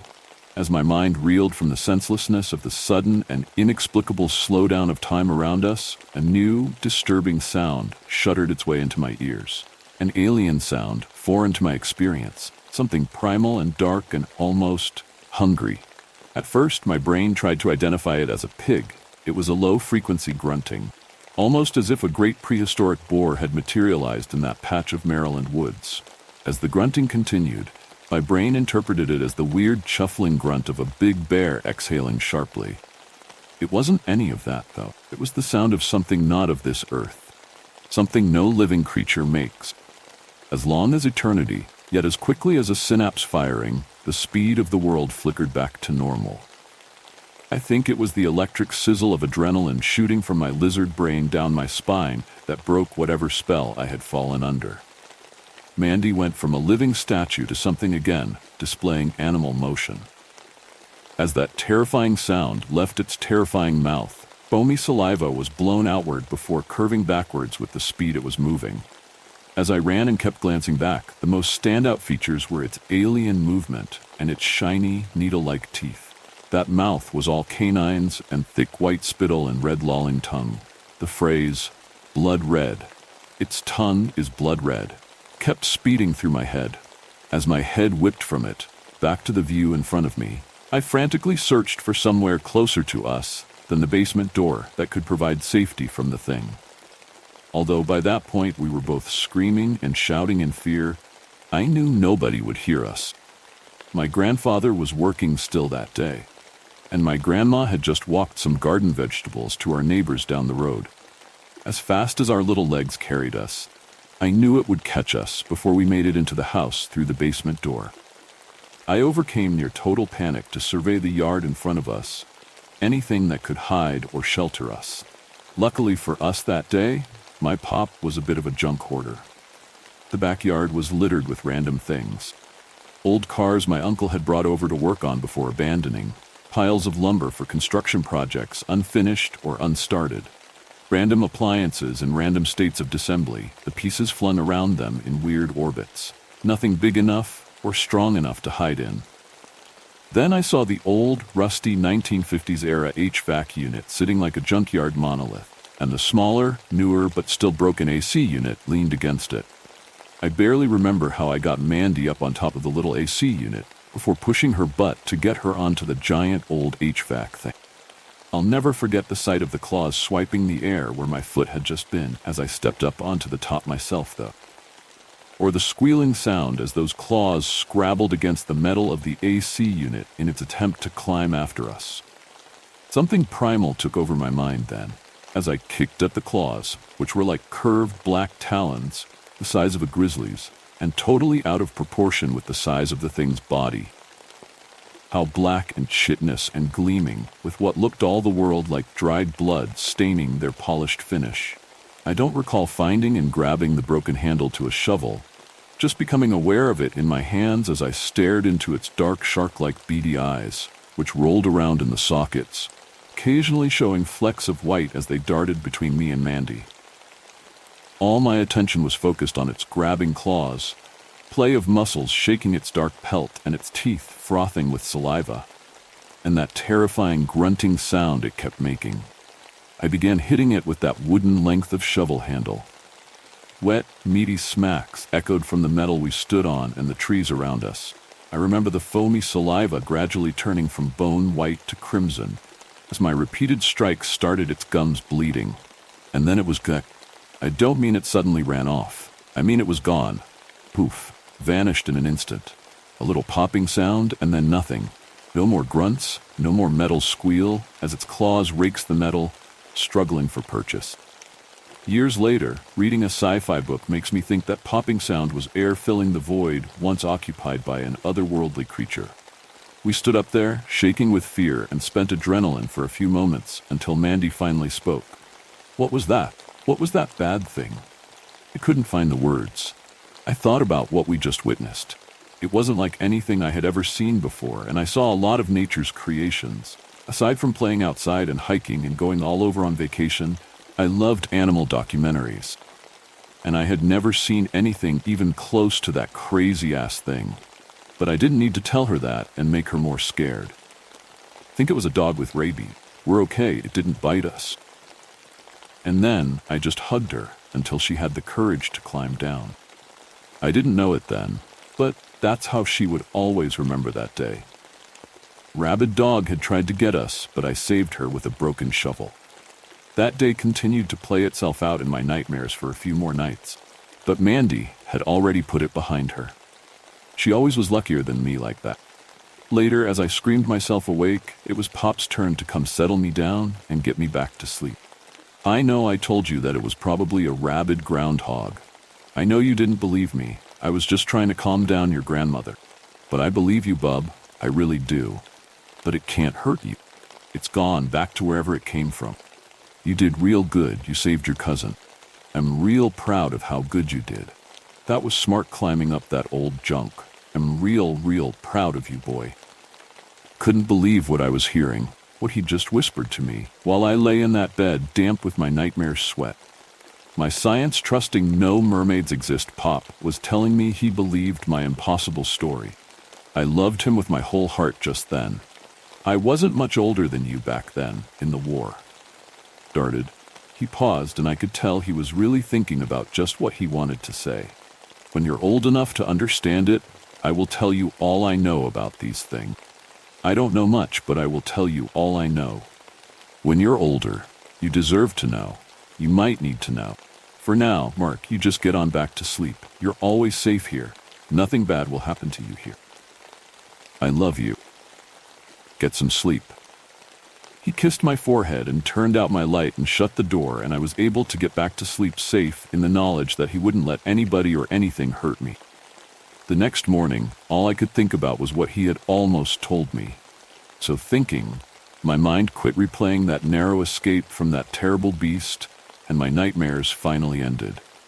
I loved that man with a fierce clarity and purity that I now only hold for my own children. I thought about how we used to watch our favorite show together. He and I, and even my grandma, loved unsolved mysteries. My grandma, just because she thought Robert Stack was cute. Ooh, gross yuck. But we would watch it religiously every Wednesday evening. My grandma was big into the finding a lost family member segments, which I thought were so boring. Me and Pop, though, we liked the weird episodes. The UFO ones, the Bigfoot one, the strange disappearances. The weirder the better. I always found it odd that Pop likes those episodes. He was usually the one correcting my grandma's superstitious beliefs, like when she said, "When it rains while the sun's out, the devil's beating his wife." Pop would always correct her and say that the clouds just weren't blocking the sunlight. She'd swear that when you could see the silvery underside of leaves on trees, it guaranteed a storm was coming. Pop just said it was that storms were when it was windiest. One time, my grandma told me a story about the ghost of Black Aggie, ghost who people saw crying while sitting on her tombstone in Baltimore. Pop just said she's full of shit. I asked him once why he liked the Stranger episodes, and he told me this. "Mark, sometimes weird shit happen. It's like there are holes in reality, and sometimes weird shit comes through." It clashed so hard with the rest of his character that I never forgot it. I wouldn't understand where that came from till decades later. By then, he was on hospice and bedridden. As he lay dying, reduced to a shade of what he'd been, pieces of my heart withered and died too. Watching those strong, powerful hands transformed into something weak and shaking as he tried to lift silverware to his mouth, that child still inside me deep down recoiled in shock and sadness.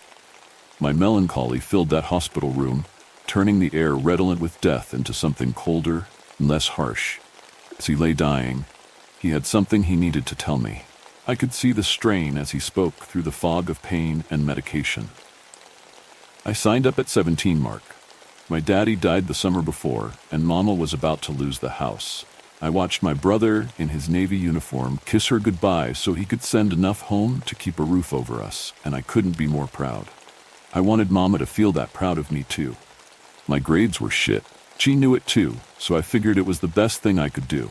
My sister Rosemary was too young to work, so I figured I would step up. So I snuck off and did it. That's when it was easy to lie and fake your records. And the recruiters just looked the other way, because Uncle Sam needed a constant supply of dummies to pack in their ships and send over there to that terrible place. That's how I met old Johnny Corso. We were placed on the same refueling boat, and his bullshitting and joking helped me through the loneliness of being away from home for the first time in my life. He always had a story or a lie for every occasion, and it usually served to get our group's mind off the horrors at hand. When we were all struck sad after young Billy from Alabama got thrown overboard during a bad swell, he was there to get us laughing with his tales of that Okinawa whorehouse. When that kid from Kentucky lost an arm when our refueling tug clapped against that frigate, he was making him laugh as soon as the morphine kicked in, with his stories of GIs getting the clap from mermaids in Honolulu. When we started getting scared seeing those lights out in the deep waters of the middle of the Pacific, he made me cry laughing, saying it was the Polish submariners opening the windows of their subs to let in a breeze down there. Those lights are what I want to tell you about Mark. And what else happened out there in the middle of the ocean, where nobody has any business being? I saw some horrible things during that war, but what we went through out on that water filled with killer waves and deep-sea monsters was the most scared I ever been. I'm dying. I can feel the cancer chewing me up, but I'm not afraid to die. I'll be with my mama and your grandma soon. It's the thought of going back to that patch of ocean that scares me. What is under there? Me and Johnny were in our bunks in the belly of our ship when we heard a knocking sound. Sometimes guys would rap on their steel walls with a wrench if the watchman came round, so as you had a chance to stash the hooch or cards or whatever. I knew that sound well by this time. It wasn't that, because this knocking came from the outer hull, not an interior wall. It came from the outer hull, which, where we were, was about 20 feet below the surface. Unless a frogman got suited up in the middle of the night and let himself down there in the dark, shark-infested waters to fuck with us, I had no idea what could be doing it. That sound made me very scared, until Johnny told me to get necked because the gorgeous mermaids were just trying to invite us out on a date. But our laughing stopped once that knocking started again. Since we couldn't sleep, we made our way onto the deck, trying to see if the anchor chain was on our side of the ship, seeing if it was maybe hitting the hull with the rhythm of the waves. But the anchor was up on deck. That's when we got really scared, especially once we realized that we had a crewman missing. We ran out ship in circles, looking for him. He was gone. The very next night, another man vanished over the side. That night, the seas were as calm as can be, flat like glass, lit with a full moon. After running circles, manning the searchlights till damn near dawn, we gave up the ghost. 2 men down in 2 nights without a sound. Except for that knocking. The next night, in the mess, I was in a lively discussion about weird shit. Johnny had just told us all about seeing Foo Fighters lighting up the night and doing flybys of airmen, when someone spoke up about those underwater lights. He was saying how, sometimes in the deepest water, black ocean would suddenly spring to life, as bright, dazzling light would shine up from the depths. Not like bioluminescent fish. Like the sun got lost and went for a deep swim, spheres made of bright light would dart up from the darkest depths and swim around under the surface. Sometimes they'd dance in the wakes of ships like dolphins. Sometimes they'd shoot straight up out of the water and streak off into the sky. All bullshit. That's what I thought then, until I saw it for myself that next night. The ocean's surface again flat as glass, the moon still full and bright, hardly a cloud up there. About 200 yards off the bow, I saw a ball of light seemingly swimming towards our boat. Me and Johnny were up there smoking on one of the lifeboats, just watching out when we saw it. We watched that light swim closer and closer until we could see it just under our wake, seemingly rising to the surface. I about shit myself when I saw the man-shaped silhouette inside the light. It looked like the creature from the Black Lagoon, not the actor wearing a suit either. Like something man-shaped that has chosen to go back in the ocean and had evolved to stay there. Glowing white skin. I couldn't believe what my eyes were seeing. And that's when I realized that all the sounds around us had stopped. No waves slapping the steel hull. No motor noise. No yapping Johnny. As that thing climbed up the slick, smooth hull with webbed hands, my cigarette fell from my mouth, and Johnny clutched onto me like a life preserver. As its scaly legs swung over the deck, we backpedaled as far as we could till we hit the wall behind us. I screamed as the thing grabbed a boy named Luke who had been drinking near the chain railing. No sound came out of my mouth, or Luke's, even though I could see him screaming. I knew right then what that knocking sound had been, and I pissed myself. When they splashed into the water, all the sounds around us got their volume back. I spent 2 more terrified weeks on that boat. Me and Johnny spent the next leave in a hospital in Spain, after a deck fire burnt us pretty good. Then we were out of the Navy and flown home. It took a long time to go out on the water again, but I would be goddamned if I let fear ruin fishing for me, or you, Bubba. Don't you let the fear win either.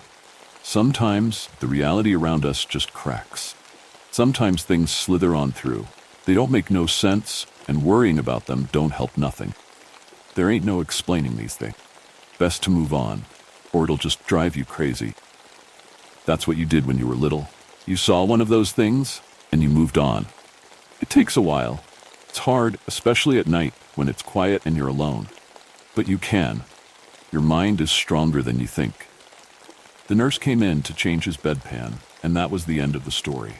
Once she left, he told me he loves me, but he's tired, and could I let him sleep some? He died 2 nights later, and I want to believe he's with his mama and my mumum. I want to, but I just can't. What universe produces those terrible things can't really be capable of producing a heaven too, can it? I hope so. I can almost make myself believe it during a great summer day, playing with my kids. But at night, I know it's not possible.